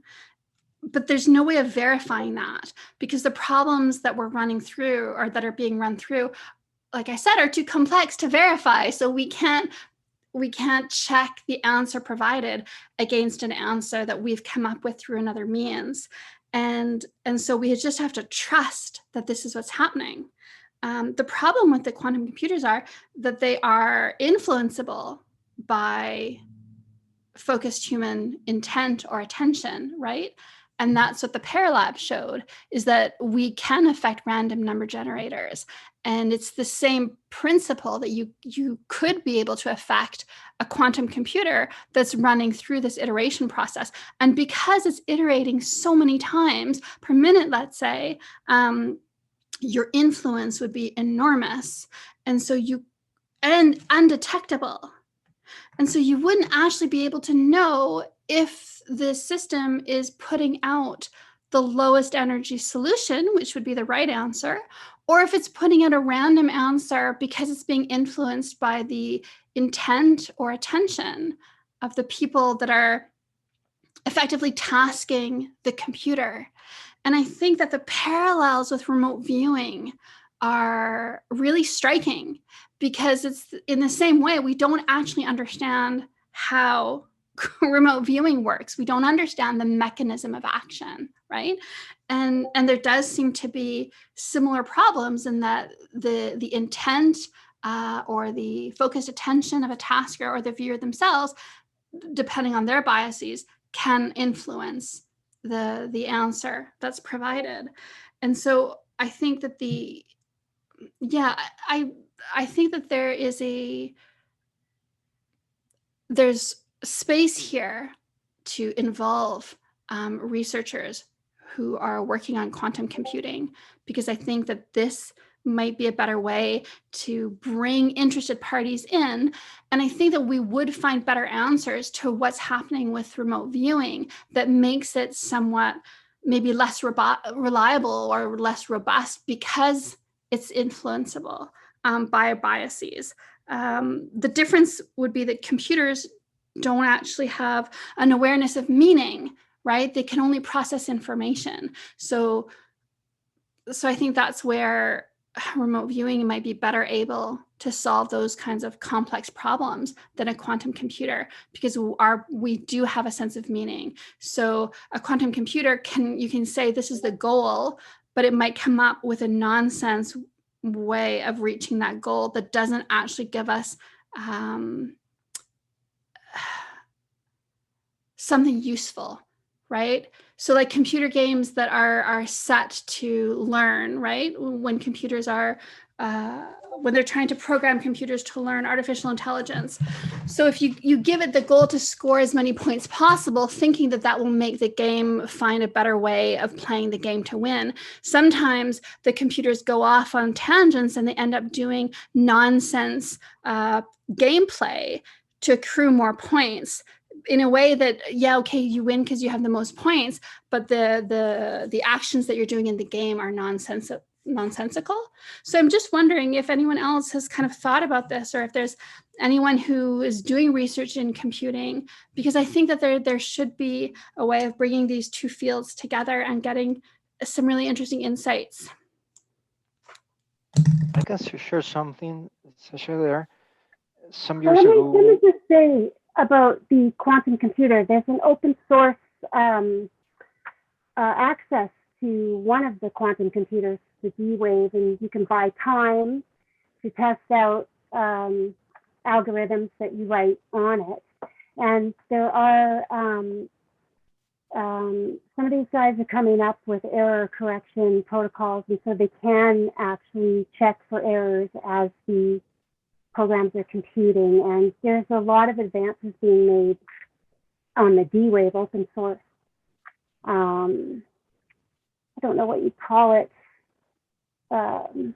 They have a website where you can go and register and buy time on the quantum computer, and you can write programs for it. Kit from IBM? It's not from IBM. It's called the D-Wave, and I think it's actually the D-Wave company, which is based in Burnaby, British Columbia. Yes. And they have, well, they've sold a couple of models. They sold one to Lockheed Martin, and they sold one to a California university, I think Stanford. And I think Google has one as well. Yeah, but I actually approached D-Wave because I was living in Burnaby about this project, and they basically said, look, we're so busy looking for money just to keep our own operation running that we don't have money to spend on these kinds of experiments. And then I approached the University of Edinburgh because they have a PhD in parapsychology, and they have a unit there, the Kessler unit, that does experiments in things like telepathy and psi abilities. And they Well, I responded. don't know when you approach the D-Wave people, but they do have this website, and they're, all the time people are working on it and they're interacting with it and with the D-Wave people, experimenting and writing programs. I think Volkswagen has written a traffic program on it, and advertising people, of course, are flocking to it like crazy, which is interesting. So maybe you approached them at a stage where they weren't in this part of the development, but now I think things have changed and there's a lot of advances being made, especially with error correction, because you're right, it wasn't possible to monitor as the programs were computing, and that's been a real focus. And, people can look into that for themselves, but I think there's been a lot of advances made. So, and in terms of interacting with the computer consciously, I don't really think that's a question at the moment. I mean, they're treating it very much like a normal research project and like a real computer. No one's talking, at least on the open source site, about any kind of interaction this way. That's just not something that's being talked about by the computer. But I think they have a vested interest in not acknowledging that their quantum computing system is influenceable by random remote viewers, right? Or anyone with psi abilities. So I think that's even entertain that at the moment as a possibility. Right. The thing that Jordy Rose seems to be more concerned about is that this computer could become intelligent and start having its own intentions, and that's something I've been thinking about in my research, is how this computer could actually become conscious and be able to understand things. And that's, I think, what their main concern is. And Jordy Rose, the founder of the company, has a video out on YouTube where he talks about the dangers of this technology. And I think that's why it's being kept really quiet, because no one's talking about it. I talk to people in Canada, they've never heard of D-Wave, and if they have, they're really quiet about it. So I think it's worth looking into. I would look into it. And that's what I'm doing anyway. I'm following it. So. Sasha, what we did back in 2009, the School of Electronics Engineering and the School of Applied Mathematics, we started a similar project just to check it out, right? Because there were some papers, mathematical papers stating that a powerful enough computer could, break into the actual consciousness. And, there were a lot of discussions regarding, distributed computing systems and so on, quantum computers, which were not as developed as now. However, the research, it was not funded, right? It was free time from the students. Ended up in a really interesting discussion that, in fact, ended up being the dead zone for it. So at the same time, there were people, working on using DNA to store data and also using actual living cells as circuits to perform basic, digital operations, and that was successful. So the project moved into what if we created our own, living cells, artificial brain, and it had some capabilities, and the mathematicians ran their calculus and so on, and things started getting interesting. However, we hit a really hard brick wall. Few of the really good guys in the mathematical team, they had really strong religious beliefs. And what happened is that they said, even if we find this is true, we will not believe it because it goes against our teachings and our beliefs and so on. So a big argument came, and everything fell down. But what I can summarize for it is that as with the Fermi-Lab experiments with retro-psychokinesis, where you can influence machines, one of the questions that came up is, if machines are good enough, can they influence actual human minds? And the other one is that we couldn't find any evidence pointing that computers couldn't actually, if some super hardware came in or biological hardware came in, be prevented from getting consciousness. One, because calculations showed that it was possible, and second, because we don't know yet what's consciousness. So just wanted to share that if that helps somehow. I'm sure that because it's not something that can generate money out of the statue, it's not being looked too much into, but could be promising in the future. Cheers. Thanks for that.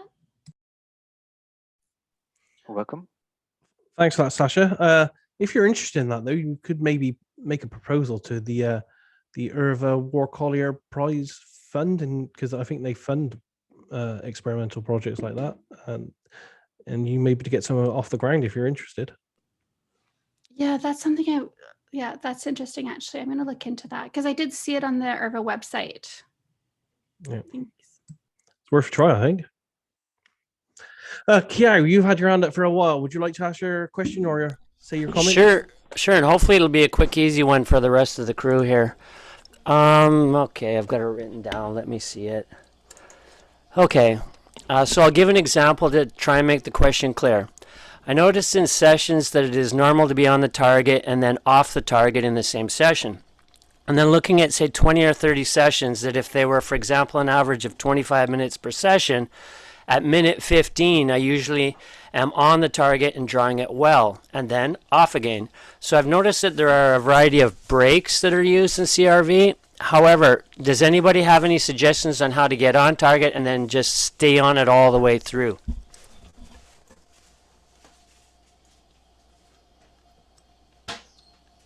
Anyone want to answer that one?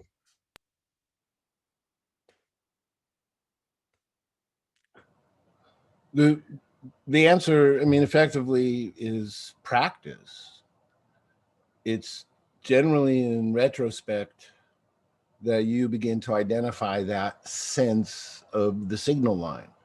So if I do a proper session review after receiving feedback, and let's just say I got blue, but it was kind of loud and solid, and it turns out there was no blue, but I said red, and that kind of had a fleeting, quiet something or other.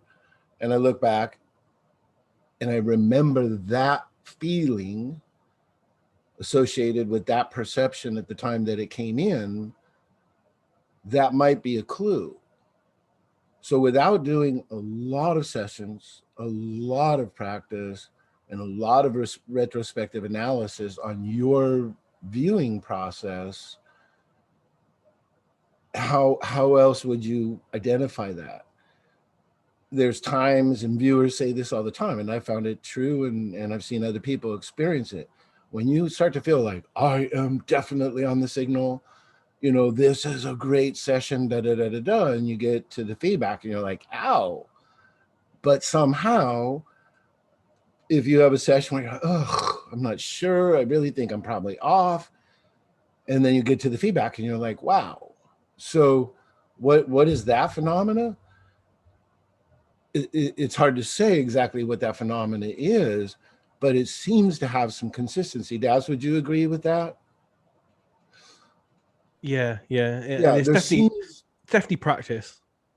Yeah, but I mean, do you agree with the idea that when viewers are really certain they're spot on versus when they're in a sustained state of not knowing, it really seems like when you're certain, it tends to not pan out. Yeah.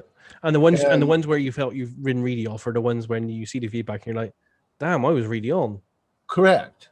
Yeah. And so to stay in, and see, this was the thing now that was interesting, and I just read this where Ingo and Hal took a different track than other people. Other people in the psychic explorations wanted to amplify or increase the signal line.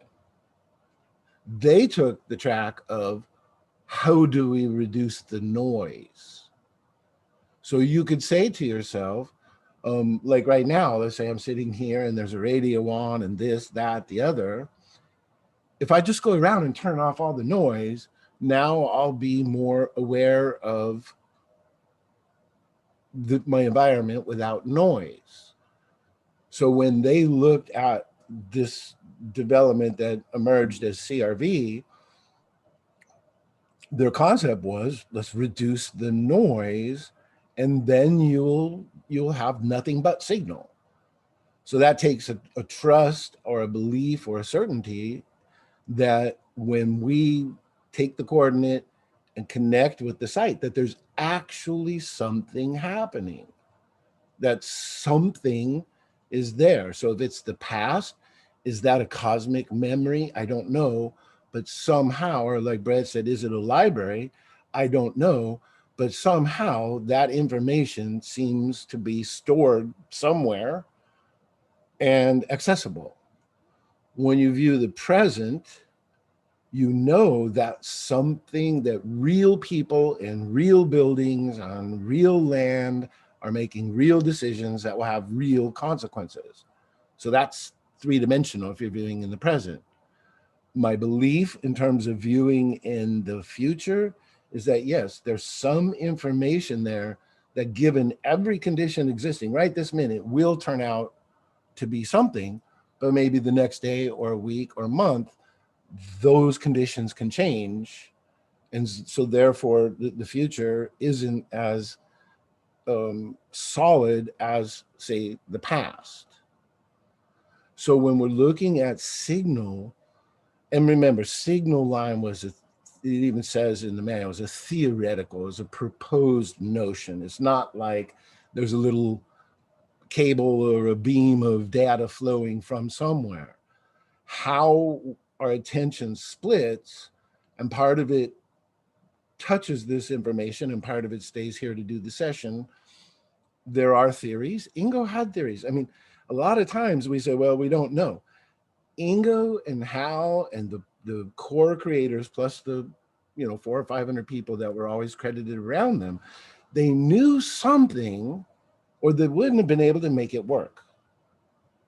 And that, I think, we run into this thing where we're saying, well, we don't know, or we need more research, and that's all true, absolutely. And to say we don't know, anytime you say I don't know, that is literally the beginning of coming to know. So that's a good position to take. But that kind of doubt and hesitancy and not certainty and all this kind of thing shouldn't take away from the fact that we do have an operational philosophy. We know that we can operate it. Daz knows he can issue a target. He knows a viewer can do this and produce at least associated or reasonable data, or even an incredible, complete, accurate picture. So we know that. We should stick to that aspect of the certainty. When I go to start my car, I don't know how the onboard computer works. But when I turn the key, the car starts. So it's an operational philosophy. I can operate the car. I can get to the store and back safely. I don't know how power steering works. I don't know how brake cylinders work. Okay, but I can do it. I can operate it. I can do certain things at certain times that bring a desirable outcome in the end. So within the certainty that we have, and interestingly enough, when Tom McNear ended his working notes, he talked about this certainty, this trust, this belief, and gave an example of a viewer who didn't believe that you could, quote unquote, time travel. Therefore, their viewing wasn't very effective in that regard. So there's something about certainty and owning what we do know. We do know that this does work. What we don't know is how the onboard computer works, or how, we don't know how the whole system of roads was developed and every detail that went into paving and all this other stuff. But we can get in a car, we can start it, we can get on that road, we can get to our destination, we can get back, and we can shut the car off. So the trick to me, if I'm reading the research correctly, is to follow the protocols to reduce the noise. Because when the noise is gone, what's left? The signal line. If we try to amplify, if you could, and I can't imagine how, if we try to amplify the signal line, why would we do that and then leave the noise and the racket going on? And so at least in the out of the box CRV, and even, you know, certain of the derivatives, the beauty of that structure is there's a place for everything. There's a place for memory. There's a place for imagination. There's a place, like you said, to take the breaks. There's a place for everything. And if you look at that whole thing comprehensively, and use that to place the noise, to clear yourself of a reaction, maybe an aesthetic reaction, or too much stuff on your mind, personal inclemency, you know, and there's just a genius and a simplicity and a clarity to it. And I think we ought to, as much as admit we don't know, also hang on to that, because sometimes throwing everything into doubt, that just creates a confusion. And when someone's confused, that means confused. That means a whole bunch of ideas are fused together. And when you get in that state of confusion, okay, there's a confusion break, or too much stuff is coming in. There's a too much break. So when you look at that, whatever Hal and Ingo and Pat and the other developers. Now, on the other side of that, you have Pat Price, who never, 12 years, I believe, before CRV was defined as a structure, he was deceased. Ingo, in the penetration scenario, was not using CRV. Joe McMonagle never needed CRV. So can it be done without? Yes, absolutely. And that's proven time and time and time again. But now what we're talking about, and I'll speak of myself in this case, is the average person. How do you take a soldier just out of some other assignment or project, like Tom McNear and Rob Coward at first, and get them to do this? They may not have even been seeking out PSI or consciousness related matters. So when you're looking at the structure, yes, it applies to a certain crowd. And so for myself, yeah, I'd had some psychic things and some interesting perceptions, this, that, the other. But until I found this trainable, repeatable, and verifiable process, my personal psychic development didn't emerge. So yeah, there's people that don't need CRV. Crystal clear, I get it. But for most of us, and I'm not saying out there you guys aren't psychic or can't do it. I'm just saying for most of us, generically speaking, this gets the ball rolling for us.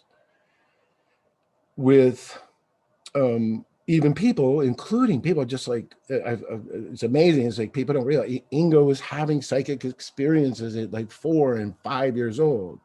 Many, many things that he did were completely based on natural psychic ability. So why did he participate in this? If he said, well, natural psychic ability, just, everybody do it, just go ahead.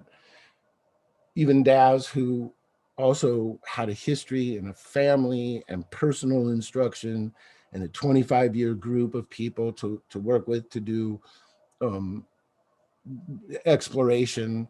Okay, he has said that finding a structure has added. Now, he's also said he hit targets, nailed targets accurately before the structure. So maybe consistency is what the structure offered Daz. We've just got to come to grips with certain things that we can't know, but we should always reiterate what we do know. I do know right now with absolute certainty, someone can give me a number and I can write that number down, follow a process, and end up understanding something that I have no tangible, visible, or direct connection to in any way that I'm used to sensing things. I know that. I know that there'll be misses. I know there'll be sessions that are partly good, partly bad, et cetera, et cetera, et cetera.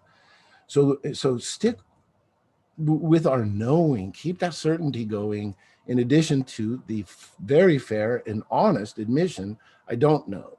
You can know and not know at the same time. One of the things that I put there in the chat, I didn't want to jump in on the whole tasking issue.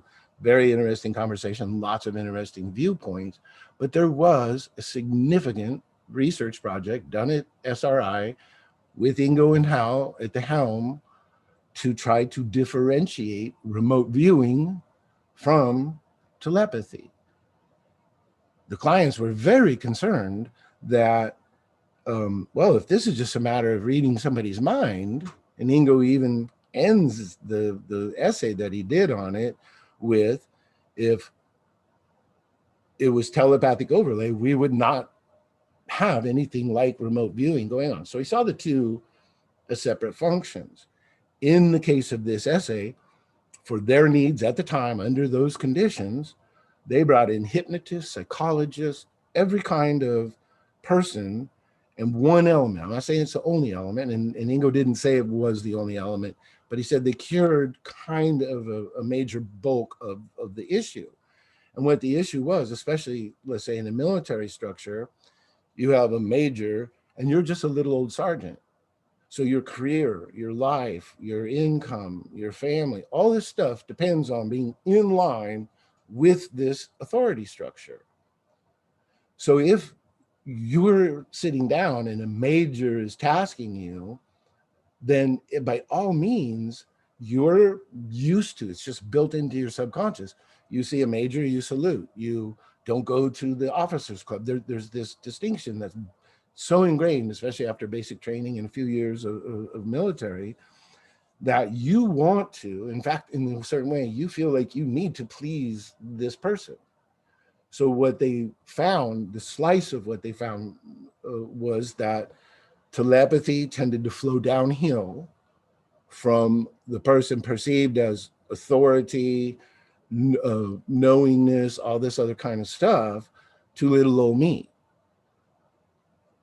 How dare you go off and perceive the target accurately, independent of what the tasker is expecting you to find.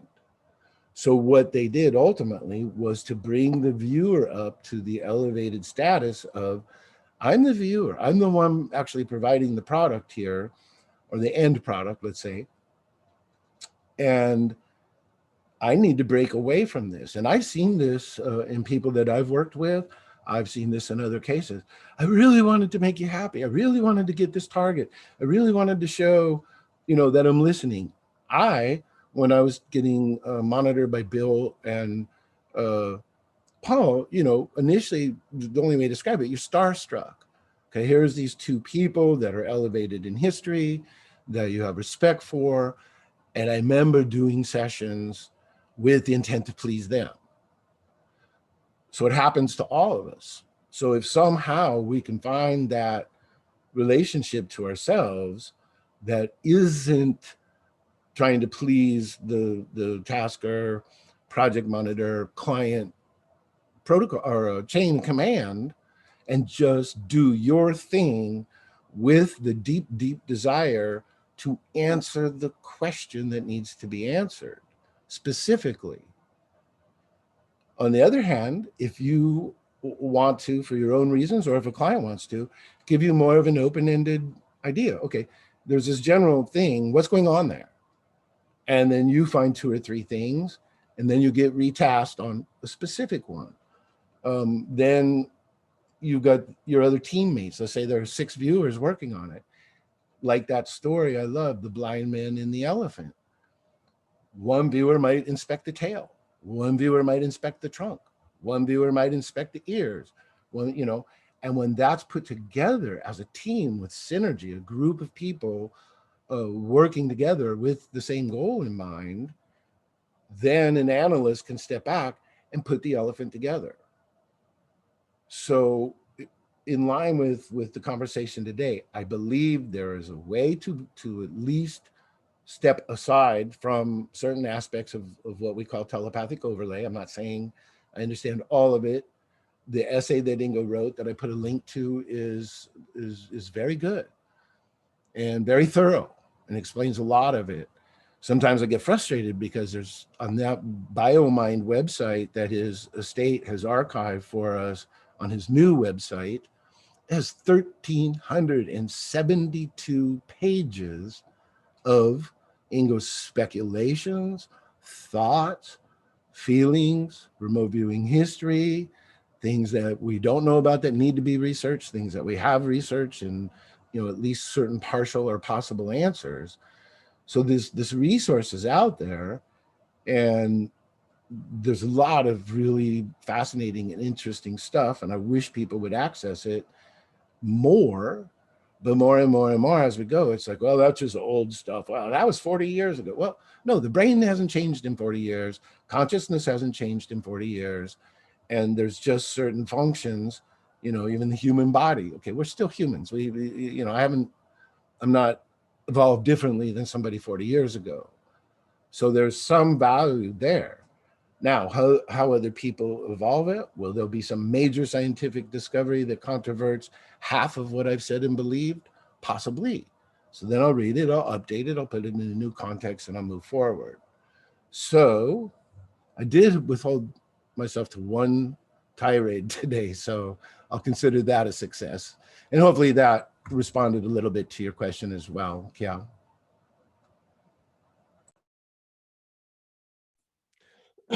Russell, you had your hands up for a while as well. Did you or want to say anything else other than answering the question and stuff? No, it actually worked out perfectly integrated. The reason I put my hand up was to let people know I put a link to Ingo's archived years and years and years of work, 1,372 pages of data that's there for all of us. That was my intent. And then Cal's question fed right into it. So thank you. Yeah, it's definitely worth a good read. I've been reading through it again this week. Not only that, Russell, I got some new information I'll be sharing with you very soon, where I found a document from 1983 where Ingo does state and describe 9 stages of CRV. Oh, sure. I'd love to see that naturally. So like what are the conditions? I mean, is it something you're going to publish as an article, or you're going to send me the document? I'm still looking into it. I only just found it this week. But it's a document written by Ingo. He just state 6 stages confirmed of CRV, 3 stages of hypothetical. This was early in 1983. And he goes on to list the 9 stages below as well. That'd be great. Because a lot of people, when we talk about that, and if that's 83, 2 years before Tom's document. Yeah. I mean, Tom admitted right there. He said on stage 7, Swan is working on this with some success, and on stage 8. So, I mean, Tom was aware enough to identify those 2 stages with Ingo's name. Yeah. So I would love to see what does he. At that time, does he still have 7 and 8 inverted, or are they different than? I haven't got all the details on. I've only got a paragraph of text that talks about it. The page where he's got the descriptions of them actually in full detail is actually missing from the document I've got. So I'm trying to find another copy of it. No, when I read through those and I'm like, oh, and then the next page has got that blur when they scanned it, and you just do everything you can. You can't make out a word. But yeah, it's a really amazing document in the history of CRV as well, that in detail that I've never seen before.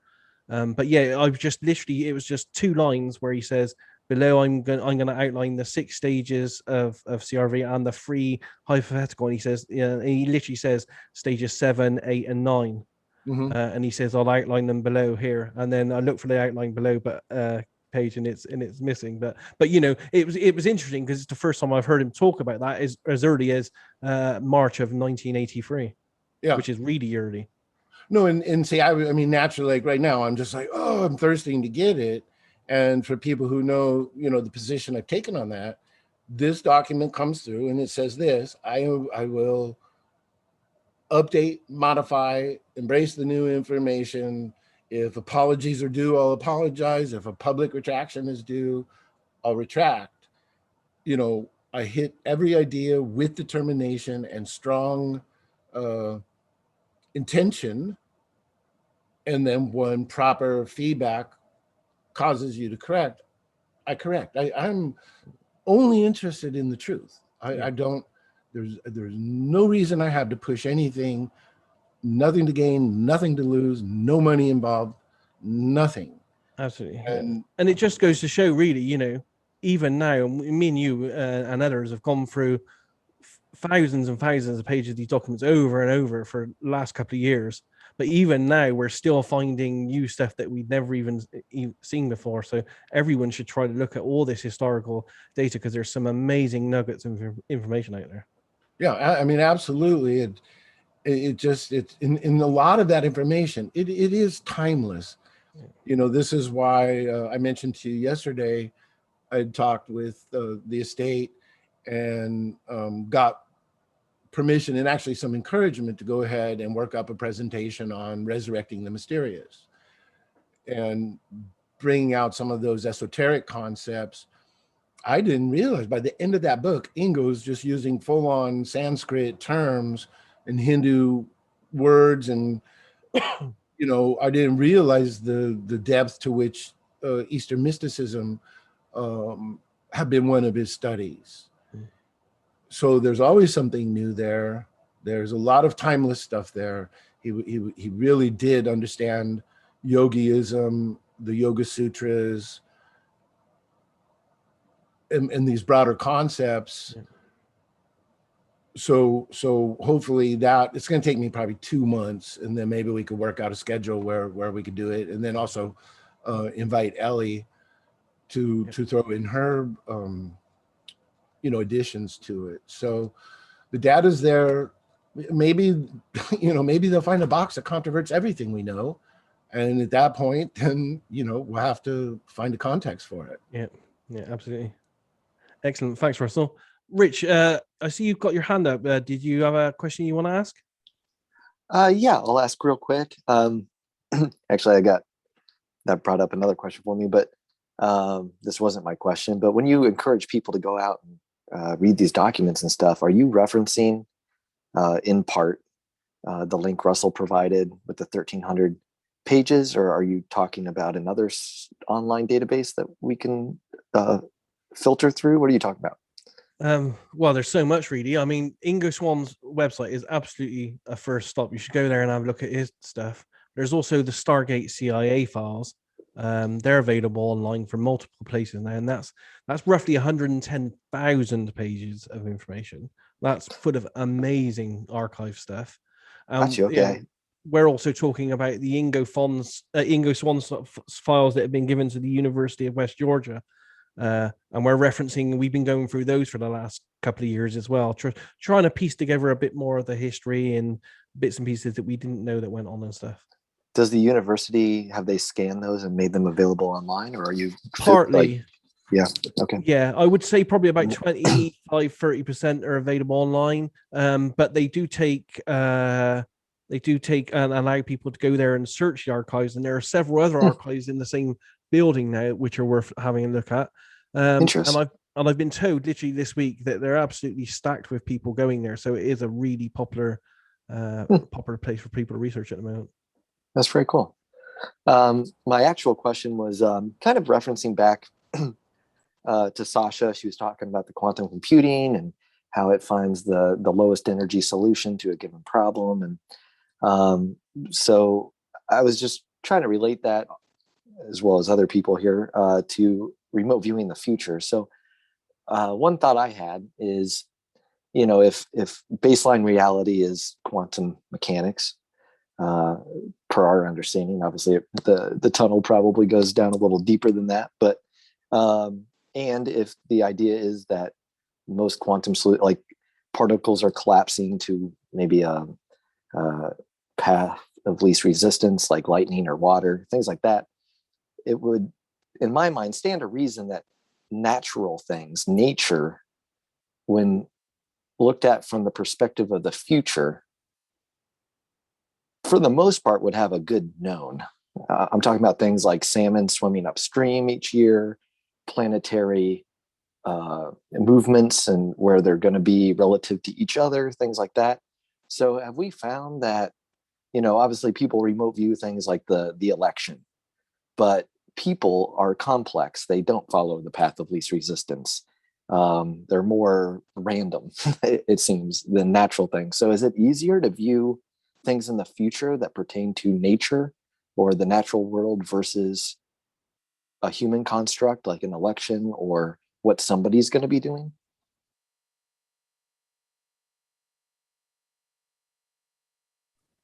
I don't know if I can answer that one. I'm just trying to think what type of targets I've done. Here, let me, Yes, I was just thinking about this today. This is a synchronicity.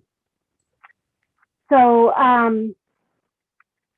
just run that by me one more time, what exactly the question was, because I know I was thinking about this. Oh, my question was just boiled down really simply. Is it easier to remote view something in the future that isn't really a known because it's still the future, but is pretty much a known? Like each year, the salmon in Alaska will swim upstream. Right. Describe this river at a certain date and time, and then people get fish and struggle and all this, versus like people where it's just random. Let me just give you my thought, because I was thinking about statistics and how, like you're asking, like, is it easier to tell if people are going to do something or if something you think is more random like nature? And what I was getting today was that actually statistics on people are very reliable. And this is what advertisers use, like their Bible is statistics on people. And they collect data on people to get these statistics because they are extremely accurate. So I think statistics across the board, and I don't think a lot of people realize, but all of science these days is now based solely on statistics. Probability theory is the state of the art. This is our science these days. It's all statistics. That's why we talk in medicine about risks and not cures anymore, because it's all about probabilities and what might or might not happen according to statistics. So that's a really good question. And I don't know how Daz might answer it or anybody else, but what I'm thinking, in my opinion, is that statistics are incredibly reliable, especially when it comes to people. And that's why it's important to guard your data, in my opinion, and not just be giving it away to all these companies, because they will use it and they'll use it against you to control you. Not that I'm paranoid, but I mean, they want you to buy something. They're going to figure out how to make you do it, right? And they're going to use statistics. Yeah, for sure. I think people as a group can be very easy to predict, even without remote viewing, or even certain people's behaviors. I guess the core of my question was, is more like, is it remote viewing the future that's difficult just because it's in the future? Or is the difficulty in the probability of something happening? So the probability of fish swimming upstream, and I don't know when they do it, March each year in Alaska, is that easy to view? Because it's, I mean, God, unless there's some catastrophic thing happening, it's almost a given, but it's still in the future. So I was just curious, like that. Rich, that's actually one of the best damn questions I've heard in a long time. I can see Daz go off into pondering. I would have to say, theoretically, with absolutely no proof or direct knowledge of the matter, since our biosystem operates more on instinct than choice, so in that sense, you could say there's some automaticity, and that it's not free of the effects of human free will, but that's not its primary drive. I would have to wonder and say, if natural events would be more predictable, because let's say there's a volcano that's going to blow up 500 years, or let's say 10 years from now, the processes that are leading to that final eruption are ongoing. So there's a connection to that is mechanical, biomechanical, that might lead you to that event. And it makes me wonder if why maybe certain natural disasters, or at least larger scale ones, have had some predictability versus who's going to be president, and 200 million people haven't decided. Right. So that's an excellent question. I would be inclined to say that biosphere, biomechanical automaticities built into the organic world without so much free choice, I would be inclined to say that they would be more perceivable future wise. I would, from a theoretical perspective, I would agree to. Rich, But I think, oh, I'm sorry. How would you even set that up? Like, would you say the viewer would want to, well, view the events going on in a stream in 50 years from now, or something like this? And then how would, well, for example, let's say there's a lot of other like aspects. What happens if, for example, in 30 years from now, human beings have developed a technology that would stop volcanoes from erupting, that we could somehow do that, or that, for example. But then there's that human connection of the randomness. But I would say I would word it like a stream, for like the stream example. Maybe 50 years in the future might be too far. Who knows, climate change, whatever, blah, blah, blah, blah, blah, if the river will even be there. But, and I'm pulling this kind of out of thin air here. I'm not quite sure what I'm talking about when I'm talking about fish in Alaska, but I believe there is a day each year where they all are like, sea turtles, things like that, where it's like clockwork because it's biological, but it's driven by instinct and natural things versus the complexity of man's mind. So I just feel like Russell, it instinctually feels like it would be easier to view these events versus something that involves a human. So then for me, it means it's not really, the future isn't difficult to view. It's certain aspects. But what aspects of, for example, human beings? Because, for example, like fish, fish swim and they have like, breeding grounds and things like this, or with the case of the turtles, right? But for example, if you were to remote view a human being, is a human being going to be breathing in 50 years' time in the future, for example, because that is a natural process that is related to them? Are you specifically? Right, yeah. Well, I think the base case, if everything is about quantum Matt, mechanics, even though this idea is brand new to me and I'm just going on a hunch, when you ask a tasking question, if I were just to spontaneously say, so let's say Rich is interested in such and such a river, okay, I would actually task it as a geographical coordinate with no river name, no other specificity except for the date, and say, describe the conditions at this location on, March 12th, 2037. So just the geographical coordinate, because what if the name of the river changed? What if the river dried up? What if somebody dammed it? So if you say review the river at this location, no. So just give a specific geographical coordinate and say describe the conditions at this location at a specific date. To me, that would be a direct path.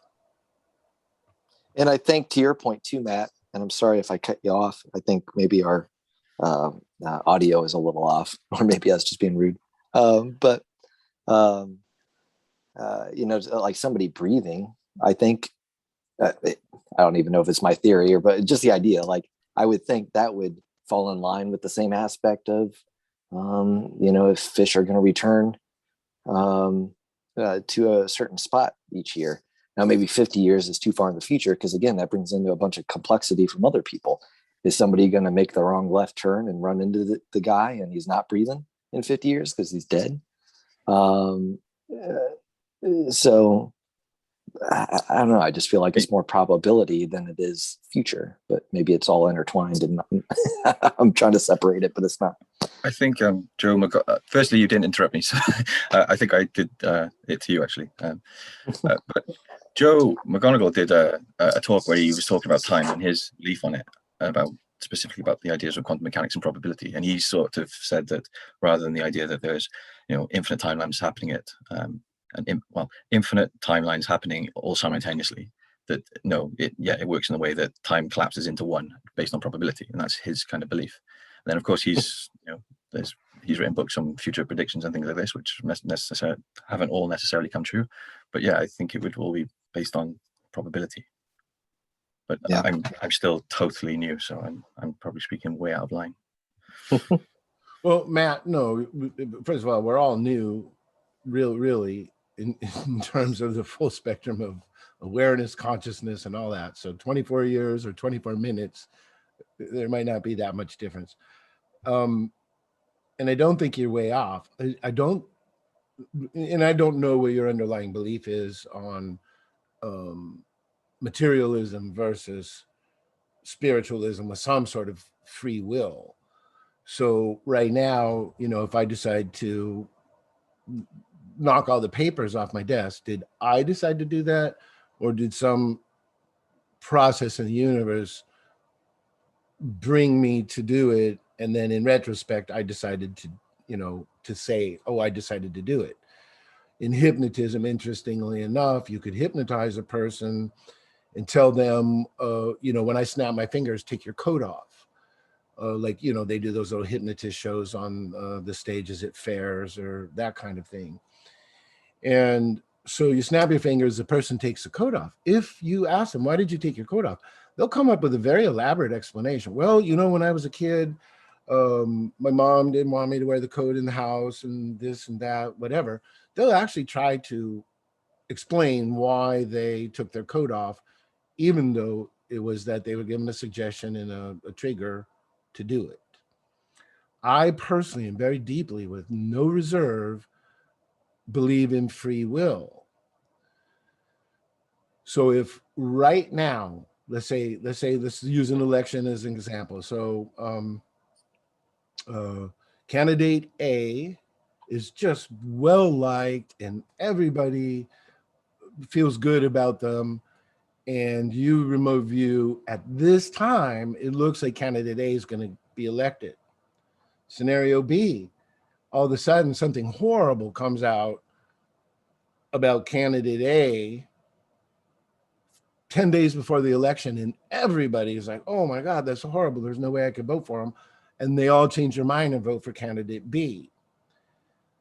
So if you view the future now and follow that track, you might select candidate A, but then free will.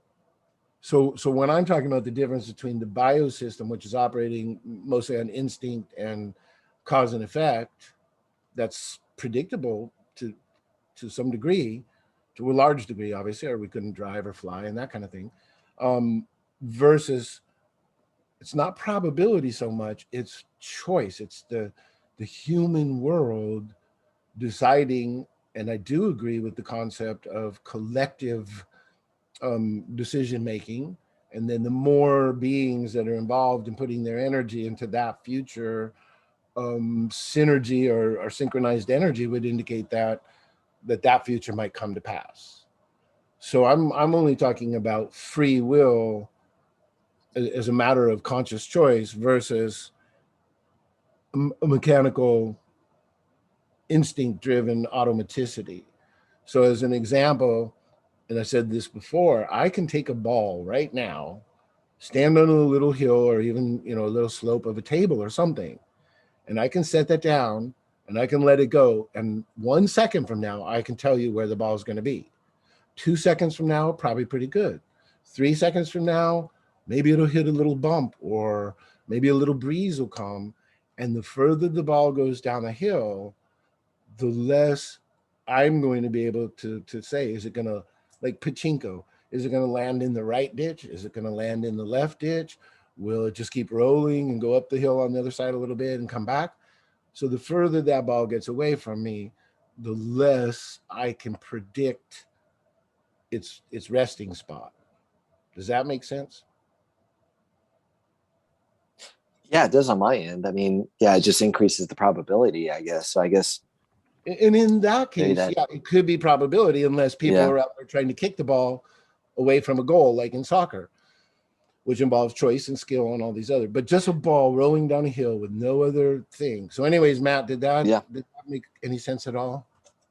Oh, yeah, a lot of what you said, I totally resonates with me.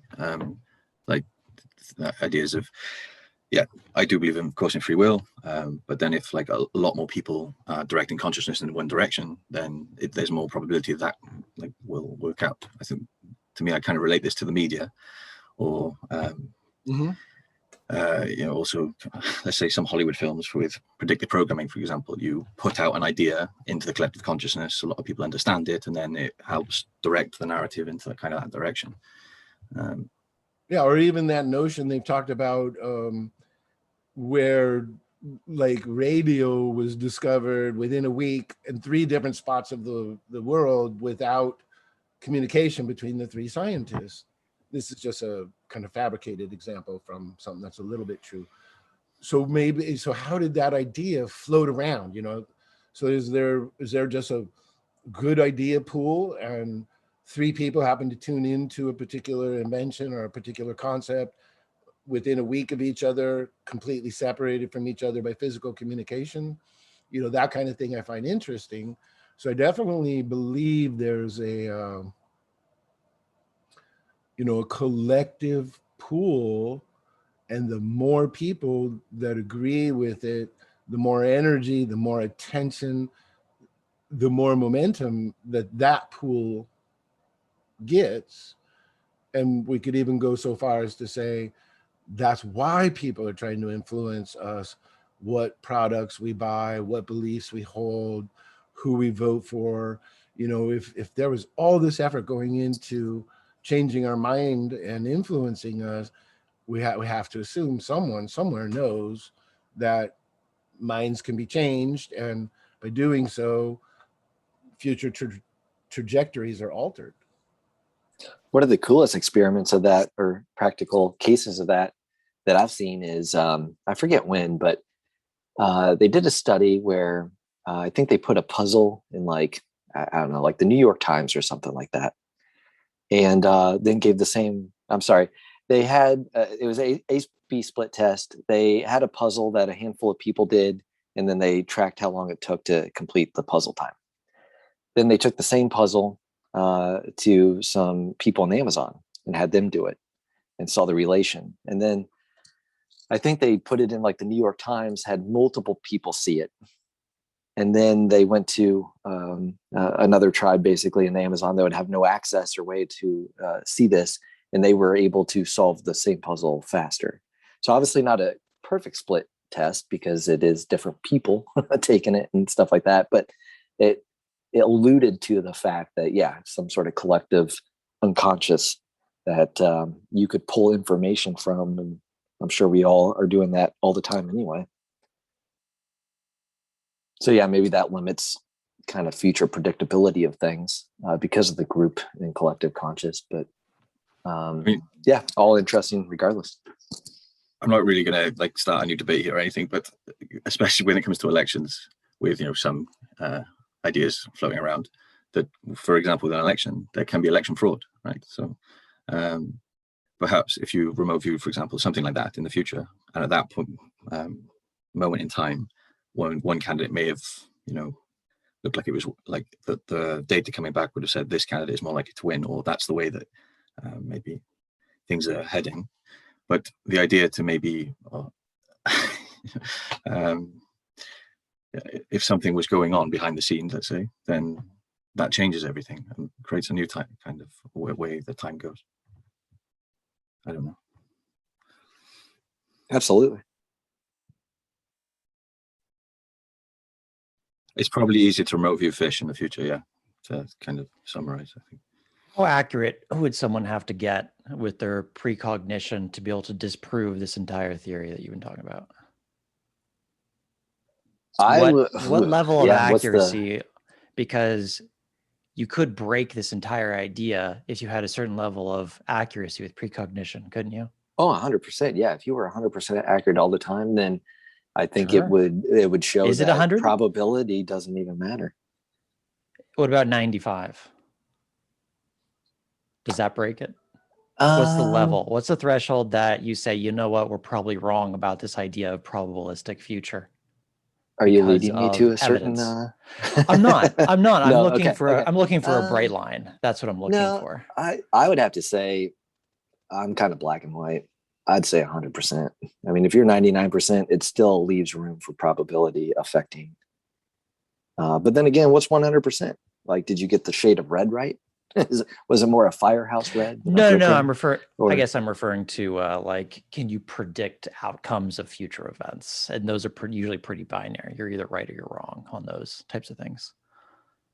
So you're talking about more from the perspective of like ARV and like, yeah, you sure. were talking about the horse races before, so maybe we'll go back to like the horse race thing. So exactly, it's still a biological thing, but there's a different outcome that's really probabilistic. Right. Or sports game. Yeah. Or which ball, if you roll two balls that are exactly the same down a hill, like Russell was talking about, which ball hits the bottom first? Like, you'd say that's probabilistic, but what if you give that task to a remote viewer, and what's the level of accuracy of getting the correct answer? And 28 out of 30, they get it right. Yeah. Does that break your entire idea? Yeah. Oh, well, maybe. I think there was a story from Lynn Buchanan, I think, where he was playing roulette, I want to say. And he was hitting all the right colors and the numbers. And then finally he got frustrated from his success, and he's like, screw it, black. Or whatever color. I don't play roulette. So he picked a color that he didn't realize was on the roulette wheel. And he still got it right. So that's funny. That I think would break. I've done that big. I've in my own experience, it saturates pretty quickly, but you can use muscle testing for colors in roulette, usually pretty reliably 4 to 5 times in a row. I've seen multiple people do it. What are you talking about? Like training your finger to twitch on a certain outcome? Or? I mean, the easiest one is you just use your weight. You just shift your weight, say to your left foot. If it's going to be red, you shift your weight. You're just like dowsing, it's where you're. I haven't heard of that or thought of that. Yeah, I've seen many people do it who I just told them how to do it, and they did like 3 or 4 correct in a row, multiple times, sometimes up to 6 times in a row. See, that's interesting. It's like, well, that's probabilistic. That shouldn't be possible, right? Yeah, and what's interesting about that is no matter how far into the future, the probabilities are the same, ultimately, because you have X amount of options in a roulette wheel. So I would think if probability and the complexity of probability decreases the accuracy, then I would think that a roulette wheel, regardless of which point in time, since the statistical outcome of each color would really always be the same. I think that'd be an interesting test on that then. Yeah. Maybe taking LSD while doing it makes it better. Who knows? Just kidding. Or if you're Joe Rogan, DMT, right? There you go. No, that's interesting. I don't know. Bingo. Okay, guys, we're approaching. Well, we're over 2.5 hours, going on for 3 hours. Are there any last questions before we round up for the evening? Excellent. Okay, well, we'll leave it there then. And I want to thank everyone for their participation tonight. It was really interesting discussion, lots of really interesting topics. Next week, I think I may have John Vivanco on giving a talk on his experiences. Nice. I've confirmed that this evening, so that should be a good one as well. Awesome. Anyway, thank you everyone for turning up and sharing all your info with us. We look forward to seeing you very soon. So take care and have a good weekend. Thank you, Des. everyone. You too. Nice talking Take again. care. Bye-bye. Bye, everyone. Bye. Thanks. Good night.